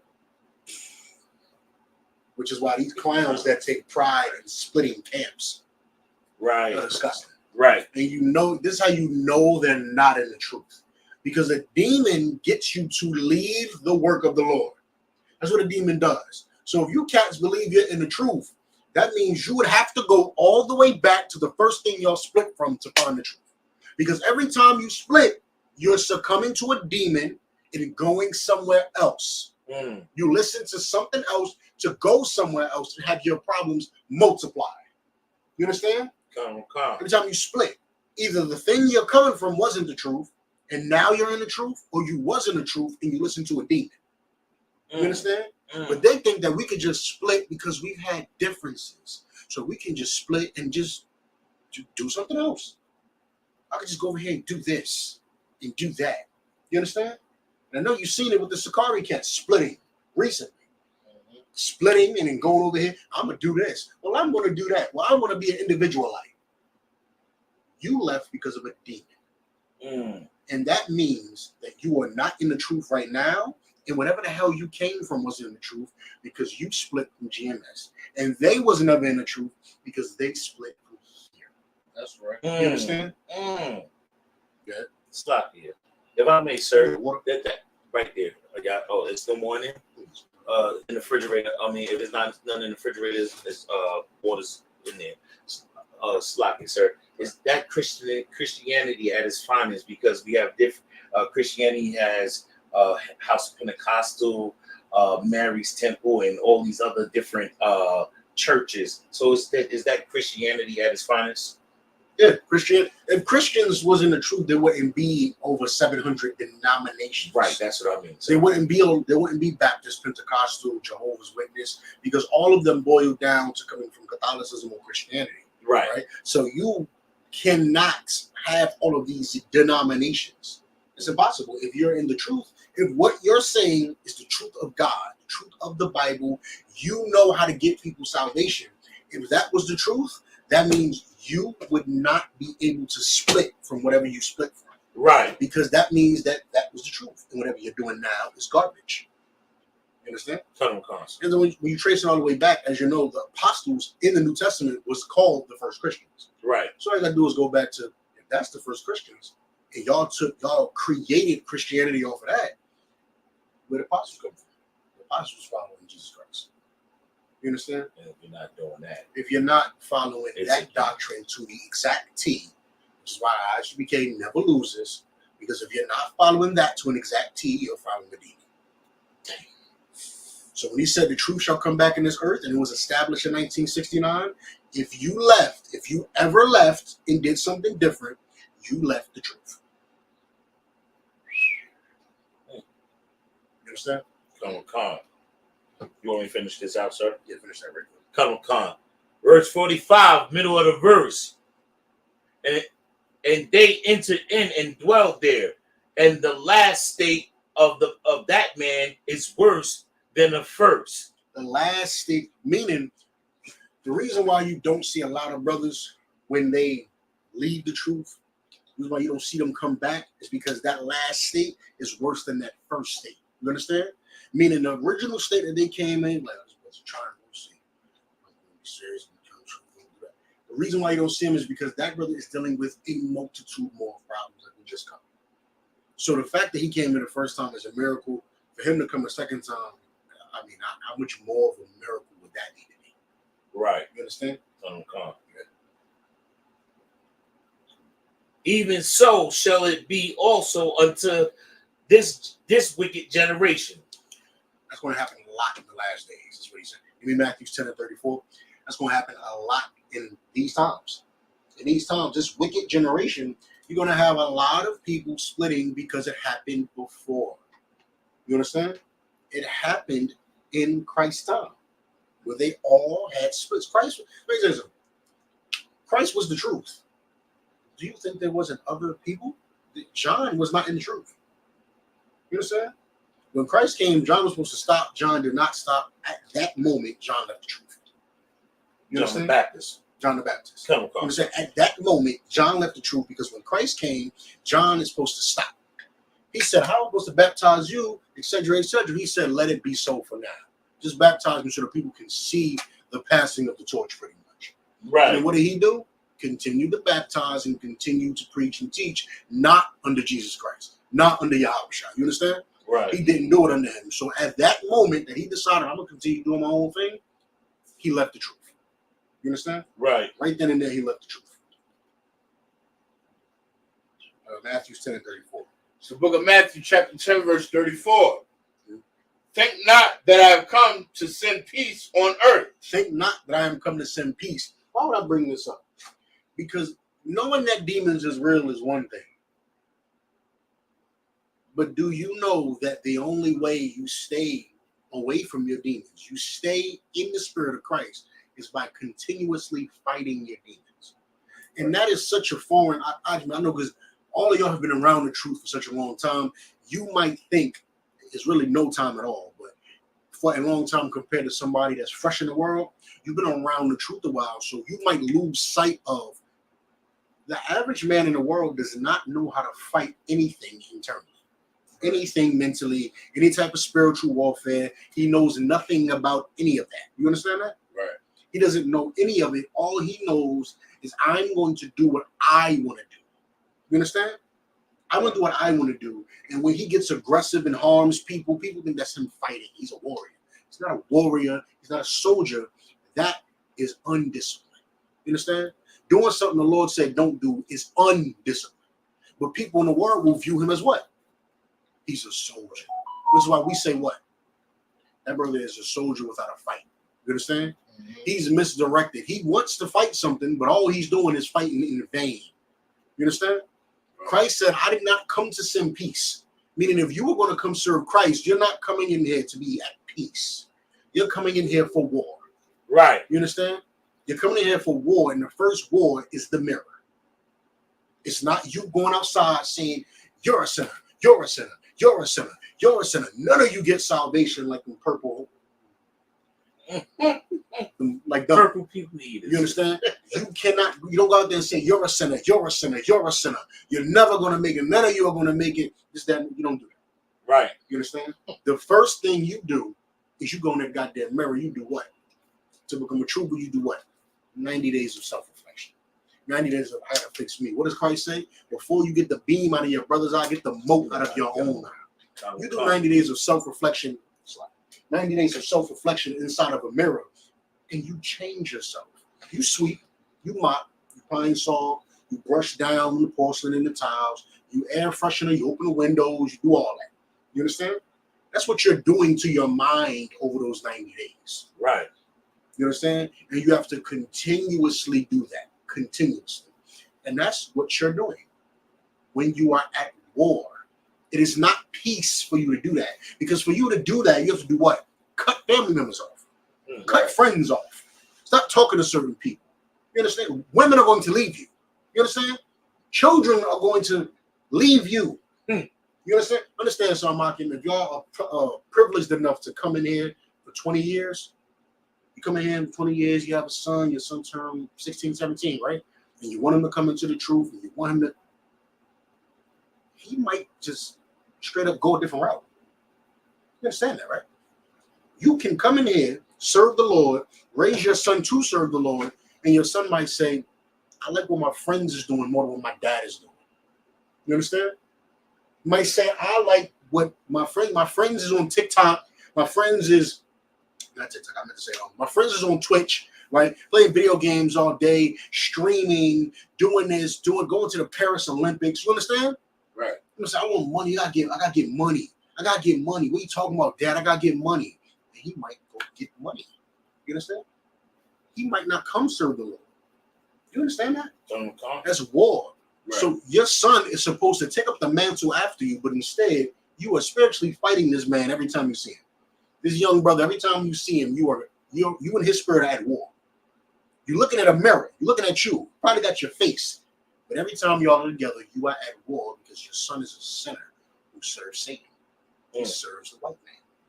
You serve God. And every time you see him, you are at war. And the minute you put your family before the Lord, a speck of dirt is found in your house. You understand? The second you put something before the Lord, a speck of dirt is found in your house, and that demon says, hey, yo, got one. Good. Slap it. So let me ask you a question. If your whole Ecclesiastes 3:13. If your wife puts her children before you, mm-hmm. That's that speck of dirt. Your wife, okay, well, if a woman is in the truth doing that, right? Obviously, she has a speck of dirt. A speck of dirt. When I'm saying a speck of dirt, I'm referring to somebody that is already in the truth, and then maybe losing some faith, right? Okay. Maybe that weed's starting to smell good again, right? Mm-hmm. Maybe such and such white lady, he might, she went, I just, you understand? Right. You out in the mall and you go, man, what your father is? Oh, well, I'm Italian and Mexican. What your father is? Italian. And you like, oh no. Oh no. You understand? You just might be. You understand? You understand? You talking to an African woman, she go, I'm from West Africa. You go, your father West African? Yeah, you go, well, we was taken from the coast of West Africa, right? So what's a good chance she one of us that was left over there? That's what this is. Yeah, come here, I can have you. You understand? That's that demon. That's that demon. It's like a shock war was saying before I took the class over. You don't even know you have a demon on you. Right. You literally think like YAHANNA was teaching. I was teaching in that one class out of that one to two that we went from West Africa to the Americas. So if she West African, look at her features. She gotta be. That's right. You understand? All because you want to have sex with her. Right. You understand? That's a speck of dirt. You're allowing the beauty of a woman to be the speck of dirt that's in your house. Right. You understand? And then that demon goes, you have sex with it, and now what? Now all of a sudden, Kwanzaa ain't that bad. It's not that bad because your wife on the Solomon. Don't forget what happened to Solomon. Right. 1,000 wives.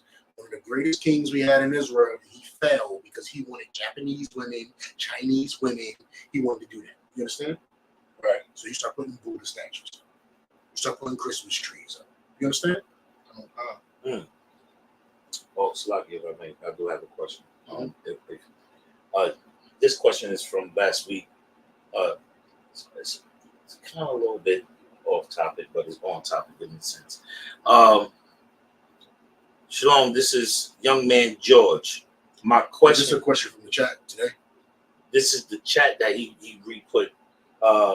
Is this a chat today or the chat from last week? Chat from Tuesday. My question is, if Christ was reincarnated before as Adam, Solomon, etc., why did not Adam fulfill the law in his time? If Christ was what? If Christ was Adam, why didn't Adam fulfill the law? That's basically what he's saying. Because Christ had to keep coming until he got it right.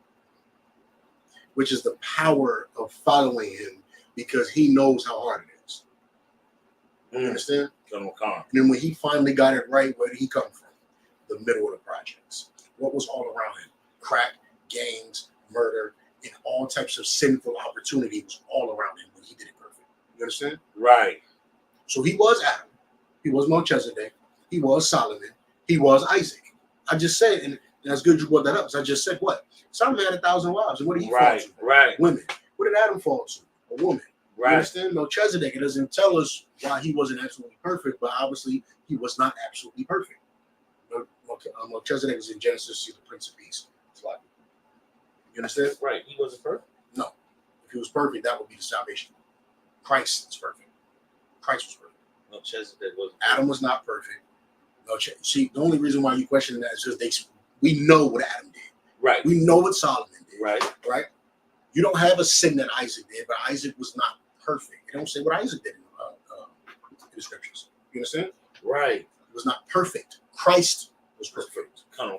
So Christ was Adam, then he was Melchizedek, then he was Isaac, then he was Solomon, and then when he came as Christ, he got it right. So he knows exactly what you're going through, wherever you are, whatever ghetto you're from, state, city, whatever situation you are in or coming from. Christ understands. Go out. Sluggish. Was Noah perfect? The only person that says was perfect was Christ. That's the only person in the scriptures that said was perfect. What about Job, sir? Sluggish. Job was a perfect man in all his. I was like literally trying to quote the verse. An upright man. Christ did it the best. Let me say it like that. Christ did it absolutely the best. Because when Job got tested, what did Job do? Start complaining. Is that perfect? What does the Bible say? No complainers. No. Gird up your loins. Right. No effeminate. Right. Why are you complaining? You understand? Why you complaining? He said, surely in the beginning, he was with it though in the beginning. He was like, surely I did something. All his friends was like, yo, just curse the Lord already. The Lord don't mess with you. You might as well curse him. You understand? And he was like, man, I know that it's me. I did something. But all throughout the book of Job, what is Job doing? Go out. He moping. He moping. He moping. I can't believe it's happening to me. My wives. Why not his wives? My children. Why not? He moping. He didn't take it in stride like, man, it is what it is, man. I obviously did something, and he ain't take me out the game yet. And I think I had told you that on the phone one time, and I was like, the Lord ain't take you out the game. What you? Now, he wasn't crying, so don't let me try that. Like, I wasn't crying about nothing. No. He wasn't crying about nothing, but what I was telling him was, the Lord ain't take you out the game. It ain't never a reason to go cry about nothing. You understand? Right. He might have punished you. He might have did this, might have did that, but guess what? Did he take you out the game? Right. No. You understand? When he wants you going, he wants you going. Look at Saul. Once you're going, you're going. Right. You understand? Right. Jonah, he got eaten by a whale, but he ain't want him going. He ain't taking him out the game. He made the whale spit him up. Right. You understand? Mm-hmm. That was fun. If you ain't go, if the Lord wants you going, right? Even when stuff happens to you, and the Lord is trying to get you, but then He give you mercy, right? If He wants you going, you're going. Right. You understand? Wow. If the Lord gives you mercy in a situation, the Lord wants you to get right. That's what He wants. He don't want you going, because if He wants you going, it's going to happen. Right. He's all powerful. He created everything you see around you.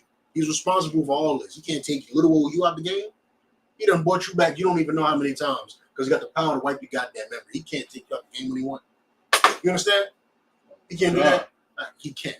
Right. So when things happen and you get mercy in the situation, He did not truly want to take you out the game. Yeah, it's like it, sir. And that Jonah situation is not a fairy tale, because I Google if you could survive in a well, and you can. Yes. Yes, you can. Yeah, you can. These things, like, when these demons start to entice you, just understand the goal is to unalive you. That's the goal. The goal is to take you out. That's why it makes you it makes your last situation worse than your first situation. Mm-hmm. You understand? Sure. Let me make him do more. So this time the Lord does take him out. Mm-hmm. You understand? Right. The Lord gave him mercy when he just weed addict. The Lord gave him mercy and let him come into the truth. Now let me make sure the Lord see him do 7 times as bad. Right. Take him out. Get him out of here. You understand? Right. That's why I was telling him. Of course, like I say, one complaining. But that's why I was saying it. I told probably multiple of y'all that the Lord don't take you out the game. What's complain for what? You here, right? You alive. That means you have a perfect opportunity to be perfect from this point on. You weren't perfect in the past, from this point on, be perfect. You understand? Good. It's like me and you just had this conversation the other day when I said the truck smacked my car and I went up the guardrail and I was more angry about the car. And I literally told you the exact Right, thing. I probably told multiple of y'all. Right, God, sir. The car, if y'all don't know, Kashakwa was in a very bad accident, right? He was in a very bad accident, 3 years ago? 4. 2020. 2020. Very bad accident 4 years ago. Very bad accident. Car spinning up the highway real bad. Kashak is arguing with the police officer. Police officer like, you alive? Are you happy? He's like, my car. He befuddled. He like, you alive? He like, my car, bro. What are you talking about? And I told him this. At that point, the Lord already determined you was gonna live. It happened. The car's on fire. You out the car. You with the police. You in safety now. The Lord determined that situation wasn't going to allow you. You understand? Right. I'm here. Like, Lord don't want me going yet. My car, bro. Like, are you serious? Right. You understand? God. And that's what Job lacked. Job lacked that. Job couldn't go. It is what it is. He let people kept talking to him. They kept talking. Hey, man, curse the Lord. Hey, man, if he truly cared about you, why would he do this to you? Come on, what say you do? Come on, tell us. Come on. Come on. They kept doing that. And eventually he goes, starts complaining. Come on, Lord. Come. I ain't do nothing. Look, they did. Instead of just taking it in stride. Taking it in stride. Good. Sloggy, he said, I wish I was never born. Yeah. And let that be a lesson. When you start moving around, you be like, what's the purpose of me being? Just all that, that's Job. That's what Job did. You understand? Job did all that complaining. Don't do that complaining. Take it in stride. So, brother, the Lord took out Ezekiel's wife, right? The Lord, give me that. Somebody give me Ezekiel once. I don't want to keep talking. I'm talking about the scriptures, but I want to pull a couple. Right, come on, sir. You got 3 and 13, right? You said what? Ezekiel's wife? Yeah, when the Lord took Ezekiel's wife, and he told Ezekiel, you better go to camp. He said, yes, I just took your wife from you. You woke up in the morning and she has passed away. Oh my gosh, that's terrible, ain't it? Now go to camp. And Ezekiel was like, go to camp? He said, go to camp. And Ezekiel did what? He got up and went to camp. He got up and went to camp. Because Ezekiel understood that Christ did not come, or Christ was not going to come. The purpose of the scriptures is not for you to be at peace. It's for you to go to war. You understand? Okay. If you want the kingdom of heaven, it don't come with you pushing peace. It don't come with that. It comes with you being prepared for war. You understand? Right. If our enemies want peace, let them state that. Do you understand that? If the enemy want peace, make him state, I surrender, I want peace. You understand? Take my kingdom, take my buildings, take my money, take my land, teach the true history of the earth, take everything, take the earth back. I surrender, I give up. Do you see the enemy doing that, Aki? Do y'all see the enemy just giving up the earth to black people? Is he doing that right now? So you cannot say you want peace. You understand? Right. You have to want war because the enemy is not telling you, all right, I'll be peaceful. And that's where Christians get caught up at. Soon as an oppressor says, all right, I'll pass this law for you. All right, I'll give the black community a crumb. What do they say? You got to turn the other cheek. Look what he's doing for us. He's helping us now. Right. Now you got to turn the other cheek. Turning the other cheek, if the devil, the oppressor of the Bible, the hated of the Lord, truly was sorry for what he did, he'd give the entire earth to black people. You understand? That's right. The entire earth, he'd give it over. He'd say, take all my kingdoms. I'm signing over all my business to all black people. Every business from JP Morgan to McDonald's to the little mom and pop white store. I'm signing it over to black people. I'm signing my country over. Right. I'm giving everything back to Native Indians. I'm admitting all my crimes. I am the devil the Bible speaks of. Right. That is him apologizing. Him passing a little law to apologize. You understand? You understand that? Come on, sir. It's the book of Ezekiel, chapter 24, verse 15. Go ahead. Malcolm got it. You have it? You said Ezekiel what? The book of Ezekiel, chapter 24, verse 15. You have it? Also the word of the Lord came unto me, saying, verse 16, Son of man, behold, I take away from thee the desire of thy eyes with a stroke, yet neither shalt thou mourn nor weep, neither shall thy tears run down. You're right. Hey, behold, meaning look, I have taken your wife. Meaning look, meaning this is Ezekiel looking at it, and the Lord is saying, look, I did that. Now remember, the reason why is because he was putting his wife before the Lord. He's saying, look what I did. I did that. Okay? From 17. And you better not cry. Right. So when you complain, just understand something real quick. When we complain about anything, the Lord kill your wife. You understand? Was you sleeping in the bed when you woke up, looked over, and it was over? You understand? You understand that? And then he told you go to camp? Because I don't think the problems that nowadays people cry about is anything like that. Right. You understand? It ain't nothing like that. Brothers usually cry over things way less serious than that. Right. You understand? Complain about things way less serious because men are soft nowadays. Right. That's why you need command and general honor to raise men.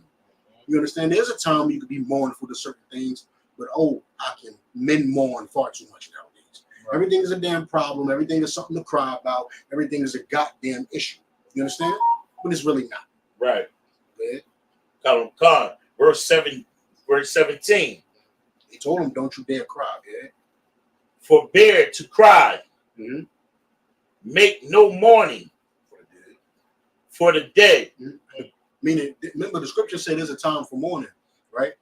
He said, yeah, not for you right now. You can't. Yeah, I just did that. You're right. You're looking at it. No, not right now. Get out of here. Good. Bind the tire of thy head upon thee. Yeah, put your mitri on. Go ahead. Go ahead. And put on thy shoes upon thy feet. Put some combat boots on. Zip that side up. But zip them laces all the way up to the top loop. Go ahead. As General Haas would say. Go ahead. And cover not thy lips. Don't do. Shalom Israel. ISUPK. No. Go out there how you was out there last week. How you was up before this happened. Right. Hey, Shalom Israel. We go do that. Go do that. Go ahead. And eat not the bread of men. And let me tell you something too. This is a common theme with the Lord. Because what does the Lord say do when you fast? What do you say about fasting? Don't appear like you're fasting. Right. You're gonna fast. Don't be out here like, I'm dying. You in class? I'm dying. Here come a brother. Hey, you all right? You know I'm fasting. You understand? You gonna fast like a man. You understand? When Day of Atonement come around, nobody care, right? We all doing it. You understand? We all doing it. Prepare properly. Done. You want to fast on your own? Don't fast so people could see that I'm fasting. You see how weak my body is? I love the Lord. That is white Jesus teachings.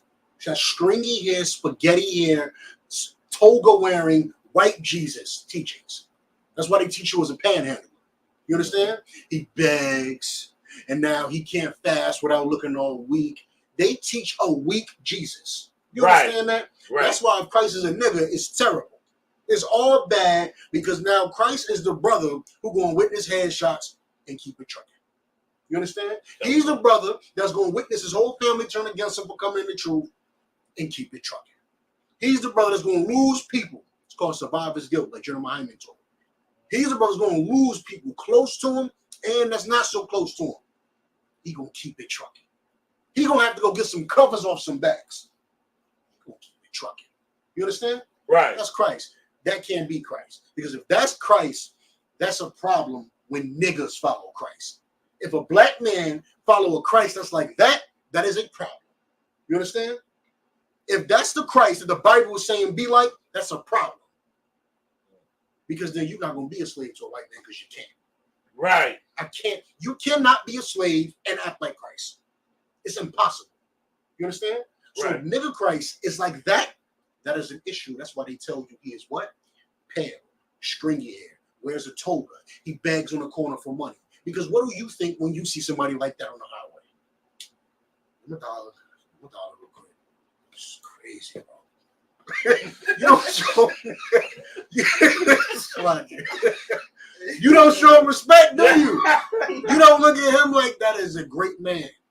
You don't care about what got him put in that situation. You don't go, oh, I bet he was once great. You don't think that. What do you see? Panhandler on the corner, middle of the corner highway. This is ridiculous. $1 or turn your head. You ain't trying to give him nothing. You look at him.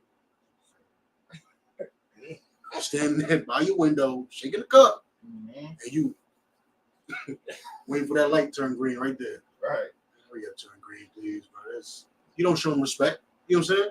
You don't look at him and give him respect. So they teach you that Christ is like that. Right. So that you can act like that. While in the white church, what they do? Walk in there with a gun. Have you not seen the videos? Walk in there with a gun in a white church and lift your arm up, and 8 grown men will stand up with the swiftness and put bullets in you. You understand? Right. That's how they behave. You understand? While they telling you to follow stringy hair, soft, begging, no respect having version of white Christ. You understand? Right. If Jesus Christ is a nigga, it's a problem. It's a real problem. That's right. Go ahead. Come on. It was in going out. 18. Verse 18. So I spake unto the people in the morning, and at evening my wife died. Mm-hmm. And I did in the morning as I was commanded. In the morning I went to camp. Meaning, look, I was telling her a little backwards. His wife ain't passed already. She's sick. She's going. She on life support. Lord, what do I do? What do I do? You go to camp. Right. He got up, put the mitre on, put the boots on, did all that, went to camp. What do brothers think? Maybe if I go to camp, the Lord gonna spare her. Mm-hmm. Brother, you gonna go to camp if I spare her or not. You understand? And then she passed that evening. You understand? He said, don't cry, go to camp. You understand that? Right. Drop this. Give me what you had, go y'all. Ecclesiastes 3 and 13. Ecclesiastes or Ecclesiasticus? Ecclesiastes in the regular Bibles. Ecclesiastes 3 and 13. We still talking about demons. We still talking about fighting your demons. Because what is that demon that I just described with white Jesus? If you were acting anything like white Jesus, you have a demon. Right. Now, how does white Jesus act? How did I just tell you he act? A shot. Effeminate. What else? Bitch. That's effeminate. You can't say too many cuss words. Begging, sir. Just begging, right? Soft, weak, right? Weak. He can't. He's a man, but he can't take care of himself. Now, I'm not talking about financial. I'm saying he's just on the corner looking soft, looking weak, looking limp, the spaghetti hair. You understand? Ain't no afro, ain't no braids. Black men, when a brother in the hood is broke, how he walk? His back still straight. Right. You understand? I'm broke. You're right. I'm absolutely broke. Play this picket number. Right. Did it. Did it. What I got? 96 cents. Hey, I'm about to grab this Arizona. I owe you 4 cents. All right. Take that and get out of here. This Arizona. Slocking, sir. And that's how they have that Yahawashi look in the movies when they play the white Jesus, whatever. They be having look homeless and look terrible, looking crazy, sir. You look terrible. You understand? It's just terrible. It's creepy. Yeah, he looked like that because they want you to behave like that. It's an attack on your spirit. It's a demonic attack on your spirit. When you watch Passion of Christ with Mel Gibson, when you watch that one, when you watch all of these movies that have a so-called version of Jesus Christ in there, you're always soft. You're always weak. There's never no power shown. Right. You understand? The most power they show is when he's on the cross and he's crying out to the Lord. Oh, he really believes. That's what you're supposed to take from that. You're supposed to take from that, he got faith. Right. So that means I gotta have some faith. No, you need to have a backbone, bro. That's what you need. You need a backbone. Give me Ecclesiastes 3:13. Come, sir. The book of Ecclesiastes, chapter 3, verse 13. And also that every man should eat and drink and enjoy the good of all his labor. And enjoy the good of all his labor. Why am I bringing this up? Why am I bringing this up? Because as a man, you should fight. As a man, you're supposed to fight. How do you know that? What clue in Genesis? How can I phrase this question? What happened in Genesis to let you know that as a man, you should earn everything? You need to earn your spot in the truth, not just financials. You earn your spot in the truth. You understand? You earn your ability to be in the truth. What happened in Genesis that made that concrete? What happened with Adam that made that concrete? Shock. You told Adam work the land? What happened? Because Adam was the only one chosen out of everybody in the earth, sir. Come on, what happened? Wasn't Adam given a whole garden? Oh, right. He didn't work for the garden. I gave him the garden. Right. Yeah, take that. As you keep that. Read Genesis 2:15. I'm gonna show you. Give me Genesis 2:15. Yeah? Slugging, and that's why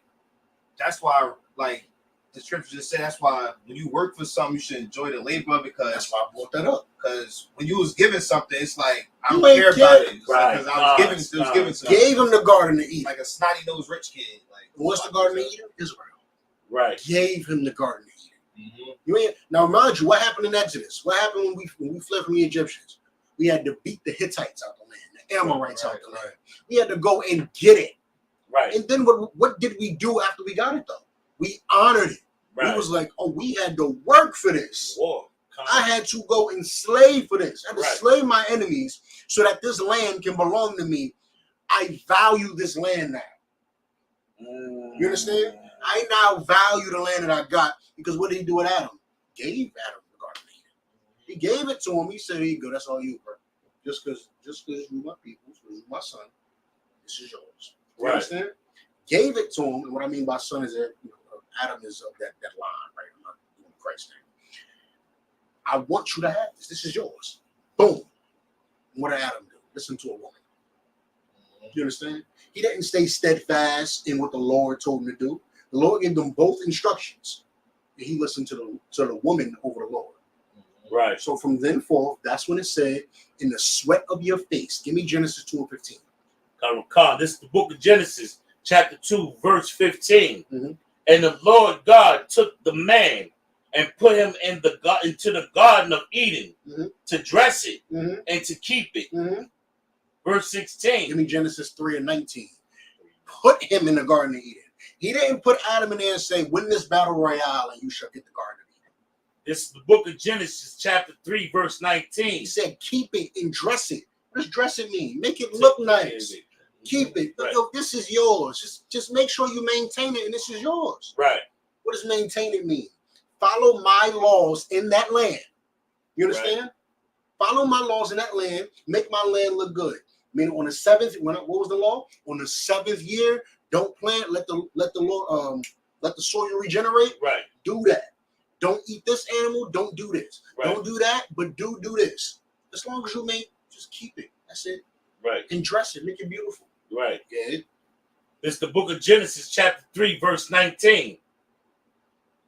And the sweat of thy face shalt thou eat bread. Oh, but because you want to listen to a woman, now everything you eat is going to be with the sweat of your face. You understand? I gave you the Garden of Eden. I gave it to you. And you listen to that woman. Who I gave you the woman. You understand? Right. I said, oh man, he by himself, he ain't too satisfied. Me. Eve. What he do? Listen to her over the Lord. Right. Said, nah, you can't have the Garden of Eden no more. As a matter of fact, whatever you ever get in the future, you got to work for that. You can't get nothing else. You understand? Which makes it such a disgusting sin when Christians say they're going to go to heaven when they die. Why? Why the hell should you go to somebody heaven? What have you done to go to somebody heaven? God. The hell is what's wrong with you? That's why being a Christian is soft, is weak, and that's white Jesus. Right. I'm gonna go to heaven, but I ain't do nothing to deserve it. All because he did everything to deserve it. What type of weak? You as a man, would you live off of another man's name for your entire life? Wow. What are you gonna do? You gonna try to go make your name? Right. Because what do men want? Men want honor, respect, right, dignity. They want to have integrity. They want to do these things, right? God. So you ain't gonna want to just live off somebody else's name your whole life. You want to go make a name. Right. You come up in the truth. You become a trooper. You know, this is excellent. You become also. You start speaking. You see the need for what? Other people gotta hear this. Right. Other people gotta hear this. Sir, let's go to this. Sir, let's do that. Sir, I want to start recording these videos. Sir, I want to do that and do this. Why? Because now I need to go push the truth. Right. I need to go give back to Christ who did something for me. I can't live off his name. Right. You understand? As a man, you should work to destroy your demons. The Lord don't owe you a demon-free mind. He don't owe you that. You work for that. You be such in the spirit of Christ that you don't even think about marijuana as far as smoking. You don't think about indulging in all. You don't think about haircuts. You don't think about none of that. You understand? Be so in the spirit of Christ and the spirit of the Lord that that's how you live and you earn it. Don't expect the Lord to just give it to you. You understand? Don't expect it. And what you see with Christians is a bunch of people running around thinking the Lord owed them something. That's why Christians are selfish and they never got no help for you. Right. That's why black people in the world hate one another. That's why we can never come together. We can never collaborate on nothing. We can never do anything with one another. Everything we do fail. Why? Because we don't know how to give to somebody else. Christians are selfish. You understand? They take grace and say, oh, I'm going to just live off this forever. You understand? Right. I'm going to live off this forever. It's disgusting. It's truly disgusting. And if you are somebody that knows, because you are listening to the ISUPK, you know demons are real, and you know they walking amongst you, you need to fight. You don't need to be sitting there talking about something the Lord gonna handle my problems, because he's not. Right. You understand? He's gonna see that you don't want to fight your problems. He's going to give you up to your problems. Pretty simple. Give me Romans chapter 1. Give me Romans chapter 1. 1 and what, sir? Romans chapter 1. I'll tell you right now, it's verse 25. Let me say. 28. He gonna see you don't want to serve me, so go do what you want. He ain't gonna just make your mind perfect. That's why Christians say what? God know my heart. He know what you think, and you're disgusting. It's like this. So you said Romans 1 and what? 28. Oh, y'all read it. Romans chapter 1, verse 28.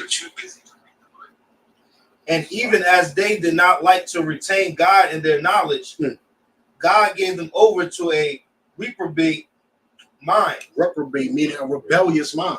A mind against the Lord. You understand? You know why? Because you don't think about what you can do to serve God.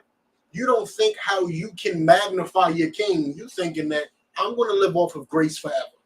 You understand? I don't have to fight my demons. I can live with my demons and we're going to be happy together. And I'm going to be saved just because Christ was perfect. Christ's perfect, so I'm good. I can do whatever I want. You understand? Right. So God is going to say, no sweat. No sweat. I'm going to give you up to a reprobate mind, and that's when those 7 demons come. You understand?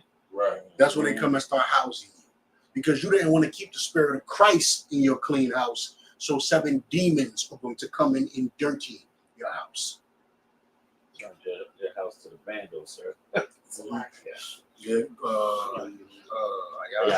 Real quick. Let me 2 Timothy 1 and 7. On that point, when you say he comes back with 7 other demons more wicked than himself to try to find that one speck of dirt or capitalize on it if he wants one. If he sends those 7 demons away, do they come back and bring 7 more? Yeah. Yeah. You had 1, now you got 7. You had 7, now you got 49. You had 49, now you come on. Yeah. Now you're up there in the 300s. Asmodeus, right? Yeah. That's what you Asmodeus. Yeah. I got the Good. Go y'all good. 2 Timothy chapter 1 verse 7. For God have not given us the spirit of fear, but of power and of love and of a sound mind. If you were thinking anything opposite than this scripture, you have a demon on you. If you behave opposite to this scripture, you have a demon on you, because Timothy is telling you what the Lord does for you when you are in the spirit of Christ. Read it again, go y'all. I'm Khan. 2 Timothy chapter 1 verse 7. This right in the New Testament for all the Christians, good, and all the Sakari. Good. For God have not given us the spirit of fear. But God has not given us the spirit of fear. So are you afraid of something? Because you know it's against the UPK to be afraid. Right. You understand that, right? For you to be afraid of anything is against what we do here. That's against Christ. You can't be afraid of nothing. Huh? You understand that? Okay. You can't be afraid of a goddamn thing. Go ahead. Just like you can't be addicted. People think we say you can't have addiction. You tell them, oh, I can't do cocaine. Yeah, you can't do cocaine. You can't put your red before camp because now you're addicted to your red. You can't buy Jordans over combat boots because now you're addicted to fashion. You understand? Right. You can't have any addictions. You understand? Right. Go ahead. Khan. But of power and of love. Power. Meaning if you ever wake up, you're having a day, you just don't feel like the man. You just, man, it's hard out here today, man. I just don't feel like, I'm kind of tired of what's going on. You have a demon on you. You have a demon on you. You have a demon on you. If you ever wake up like, man, why everybody, why this, why that? You have a demon on you. Right. Because the Lord operates in power. You understand? When people see you, they should go, he always glowing. Power. You understand? That should become your default state, not some state you tap into. This is not Super Saiyan. This ain't Avatar. This ain't none of that. This ain't nothing you tap into. This is something you live in. You understand? You live in the state of you're him. You understand? Right. That's right. To put it in those terms, you live in the state of I'm him, and not in an egotistical, carnal way, but you live in a way of you're him. You understand? I'm him. I serve the Lord. Man. I serve. Afraid of what? That's right. Afraid of what? I will speak this way anywhere, everywhere, all the time, 24/7. I will do this. You understand? Khan. You understand? I'm gonna go in the churches and speak the gospel because those are the people that Christ wanted. Christ ain't giving us the Christ. You go to white people out. That's the easy way out. That's the easy way out. You understand? Christians and fake Israelites. The easy way out is go talk to white people. Go get white people the gospel. Because what they gonna do? Oh, look at the little nigga child trying to be the Bible. And they're gonna sit there and hear you talk and hear you run your dumb mouth about everything you think you know about the Bible. And they're gonna go, this is so cute. This is nice. This is nice. No, go tell that brother who just shot somebody in the head 2 weeks ago. Go tell him, hey, the Lord he's going to unalive you if you don't change your life. You understand? Tell him that. Don't tell that white person that. Tell him that. Tell that brother in the projects he got to stop smoking weed when he's dealing with trauma. He want to punch on you just for you telling him I can't deal with my trauma with drugs, with opioids. I can't do that. I will punch on you. How about that? I'll punch on you. You have to go tell people who have that type of mindset, you got to serve Christ. Right. You understand? Not them damn devils. Them damn devils, they good. Ain't they in the church? They in the church blowing people down that stand up and do something in the church. Go look at any of those white church videos. They're in there putting their gun in the air and blaming people down when they threaten a member in the church. You ain't going to save them. You understand? They living in their kingdom. This is their kingdom. You're not going for them. You're going for the brother that does not have salvation. The brother who has to use lean to deal with his problems. You're going to him. You understand? Let's use opioids. Lean is opioids. You has to use opioids to deal with his problems. You understand? Marijuana to deal with his problems. Right. You understand? He goes to the mosque to try to go to God, but then he knows that he can't get a job that's going to pay him enough money so he feel like a man. So now he got a kufi on, a man dress, and sell crack. You got to tell him, yo, the man dress gay, the kufi is retarded. It's a bastardized version of a crown. Right. And you killing people with crack. What are we doing here? Right. You don't serve no type of God. You understand? Right. You got to tell him that. And what is he going to do? He going to bark. You trying to tell me a lie not real? Have y'all been to camp? Have y'all not seen how mad people get when you say something about whatever God they believe in? You have to tell them that. You got to tell them that. You understand? Those are the people you're going to, man. And that's a war. That's a fight for real. So if you go read Timothy one more time, go y'all. Come on, sir. 2 Timothy chapter 1, verse 7. For God have not given us the spirit of fear. No fear. We want no cowards in our camp. Go ahead. But of power. Power. I can do anything. I'm not going to tell you the type of brothers I've heard say, I can't bring camp into this city. You can't come here. Of course they're not here no more. Oh yeah, we gonna break. There was this one homo that was up in Connecticut. That's already over. I already said it. I realized right after I said it. He was up in Connecticut, and the brother said, it might have been in Hartford, and the brother said, we can't have camp here. In Hartford, it's too dangerous here. What? Camp everywhere. What are you talking about? Camp where we want to have camp. What are you talking about? Oh no, he's not here. You understand? He's not here. Cover retrieve. Give me that. Let me get that. Ooh. Yeah, let me get that guy. Can't. High? He's still doing cocaine. That's what this is. He's still doing cocaine because he just tried to tell men on the command of Journey YAHANNA where they can and can't go. He's hot. He's hot. 7 demons came back, sir. Yeah, you know. 7 demons came back. 7 crack rock came back. He was hot. You understand? Read that last part, Goyo. For God have not given us the spirit of fear, but of power and of love. And of love. What is love? Love is actions. You understand? Love is action. So don't set you down for that. That's all them cheerleaders that be like, I support what y'all doing. That's cool. That's nice, brother. That's nice. You support us. That's nice.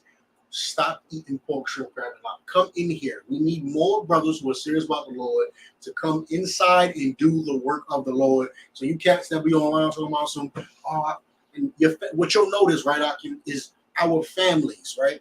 So if you have a family that's not necessarily going to straight ostracize you or try to act like you the devil incarnate now, right? If you have a family that's going to be like us, oh, you feeding the homeless, that's cool. What are they going to say? A lot of times, I support what they do. I like what y'all do. Keep doing that. Love is in actions. Right. So if you're trying to be like Christ, all that I support you for, that's nice. That's real nice. That's right. Cool. We need men on the corner to hand the clothes out, though. So all that support you doing from the house ain't doing nothing. You understand? That's not helping us. You understand? Right. We need men to go to camp. So when you walk past us, you got a T-Mobile bag in your hand, got your phone, your girl over here, she got a bag from Foot Locker in her hand, and you brothers, I support you, bro. Oh, that's nice. That's nice. Where are you at? You understand? Right. Where are you at? That's cool, but love is in your actions. So you're in the mall.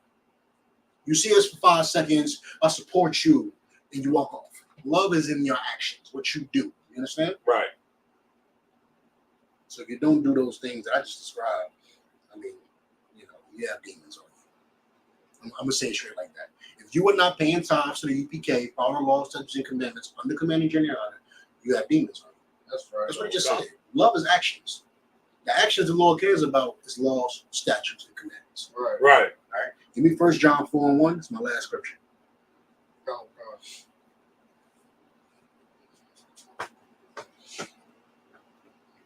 Sir. I know I ain't taking no questions, but I'll take them next week. Good. The sister said, "Are women allowed to court a man?" What sister is that? Was that this week? Is that right there? No. That sister texted to my phone. What sister? A sister in the world. Asking a man be courted by a woman. All right. Courting is okay. No, right? No, that is emasculating language. Right. You're courting him, but like, okay, not that like that. It's coming off emasculating. That's let me put it like that. It's coming off like she's speaking from that type of area. Right. So let me say it like this: when you are interested in a brother inside the UPK, you have the ability to ask his camp leader if you can talk to him. You understand? Right. If y'all can begin to court or otherwise known as dating, right? Which doesn't include premarital sex and all that, because sex is marriage, right? You're talking and get to know one another. You can do that. A sister can ask for a man if that's what you're saying. But you are in no way, shape, or form are you in charge of that relationship when y'all are talking, to make it clear for what I was trying to say. Right. Because that would be emasculating. Right. So even if you ask for, can I talk to him? Yes, you can. And when y'all are in that talking stage, he is the leader. Right. He's trying to see, can you follow me and do we mesh properly? You understand? All right. So I would like to know that. Ask that. Can a sister court a man? She said I read it wrong. She was saying a woman can't court a man. Read it again. Women. She said women are not allowed to court men. Women what? Women are not allowed to court men. What the hell is she talking about? Who is this? A sister in the world. She texting you personally, or she in the chat? She's not in the chat, sir. So when she's watching, she's watching on class, YouTube, but she texting you personally. Me. She said women are not allowed to court. You ain't married this sister, right? Lie. Okay, I'm gonna help this sister. You ready? Can I help her? God. Kashak don't want you. All right. Kashak don't want you because you won't ask that question in the chat. Meaning you are trying to subvert the ways of the UPK. You are not going through the straight gate. You want that question answered, you should go through the chat. You should not be texting Kashak personally to ask that in class right now. Who the hell is that? I'm very curious. You ain't gotta tell me now. I'm asking because I'm genuinely curious. Sister, Kashak would value you more and take you more serious if you decided to come into school to please him. That's and right. Show him you're serious. Because right now, it's a joke. Don't read no more of her questions out of that phone. Go into this class because she didn't ask it in the chat. She want to court you, it sounds like, right? Yeah. She wants you, right? No, she said I read it wrong. But she wants you, right? I don't know. Is this your sister? Let me help you, sis. Come in, just come to school. Is that fair, Kashak, or are you talking about? No, that's okay. Come into school, and if you want Kashak Award, he'll take you serious after you get your name. You understand? After you learn how to submit and be obedient, shut your damn mouth, and ask appropriate questions at appropriate times, Kashak Award might be interested in you. That just might happen. All right? Nameless sister. 1 John 4:1. The book of 1 John, chapter 4, verse 1. Beloved, believe not every spirit, but try the spirits whether they are of God. Believe not every spirit. This is a perfect precept. I love using this precept for people who think that they have a feeling. I got a feeling. I got a feeling that this, what I'm about to do, is correct. I think that this, what I'm about to do, is correct. Try every spirit. Is that thought you having in your head, does it match up with the things that you are taught inside of the school? Plain and simple. That thought that you're thinking about, the thing you want to do, the woman you about to get, does she match the UPK? Does that thought match the UPK? That's how you know whether or not you're dealing with a demon or if you're dealing with the Spirit of Christ. You understand? Try every spirit. So as soon as you have a thought to do something, you should say, am I thinking appropriately? Read on. But try the spirits whether they are of God, because many false prophets are going out into the world. Yeah, somebody else told you that. I can't tell you how many times people come up to us, don't y'all believe this, that, and the third? What? I heard that from somebody else. What are you talking about? No, y'all believe this. No, we don't. You heard that from somebody else. Mm-hmm. You understand? So, of course, you try these spirits. When y'all hearing stuff with that mental illness that be going around the goddamn earth, when women think they have intuition and whatnot, you have a demon named intuition. You understand? That's the demon name to shop from now on. Your demon intuition is the reason why you can't keep a man. Because intuition told you to leave him. Intuition told you that, oh, they are cold. We can't do that. That's intuition. Intuition is going to leave you husbandless, childless, or you'll be a single mother. You understand? Mm-hmm. That's all because of your demon named intuition. All right? So intuition is another demon. There you go. All right? You don't know nothing. You have no intuition. You understand? Questions? On topic, off topic. No sweat. Demons do walk amongst us, right? A lot of them are on our ribs. A lot of them are on brothers who are coming into the school. And it is our job to remain perfect every day. You understand? It's your job to remain perfect every day. Fight every day. Do not complain. It is your job to be a man in everything you do, because that is the only way that your friends will get off of lean. Right. You understand? They'll never get off of lean if you're as weak as the lean heads. They're opiate fiends. You understand? Right. They're opiate fiends. You have to be stronger than them because you know Christ. You understand? Show them what Christ would look like if Christ was on earth right now. You understand? Right.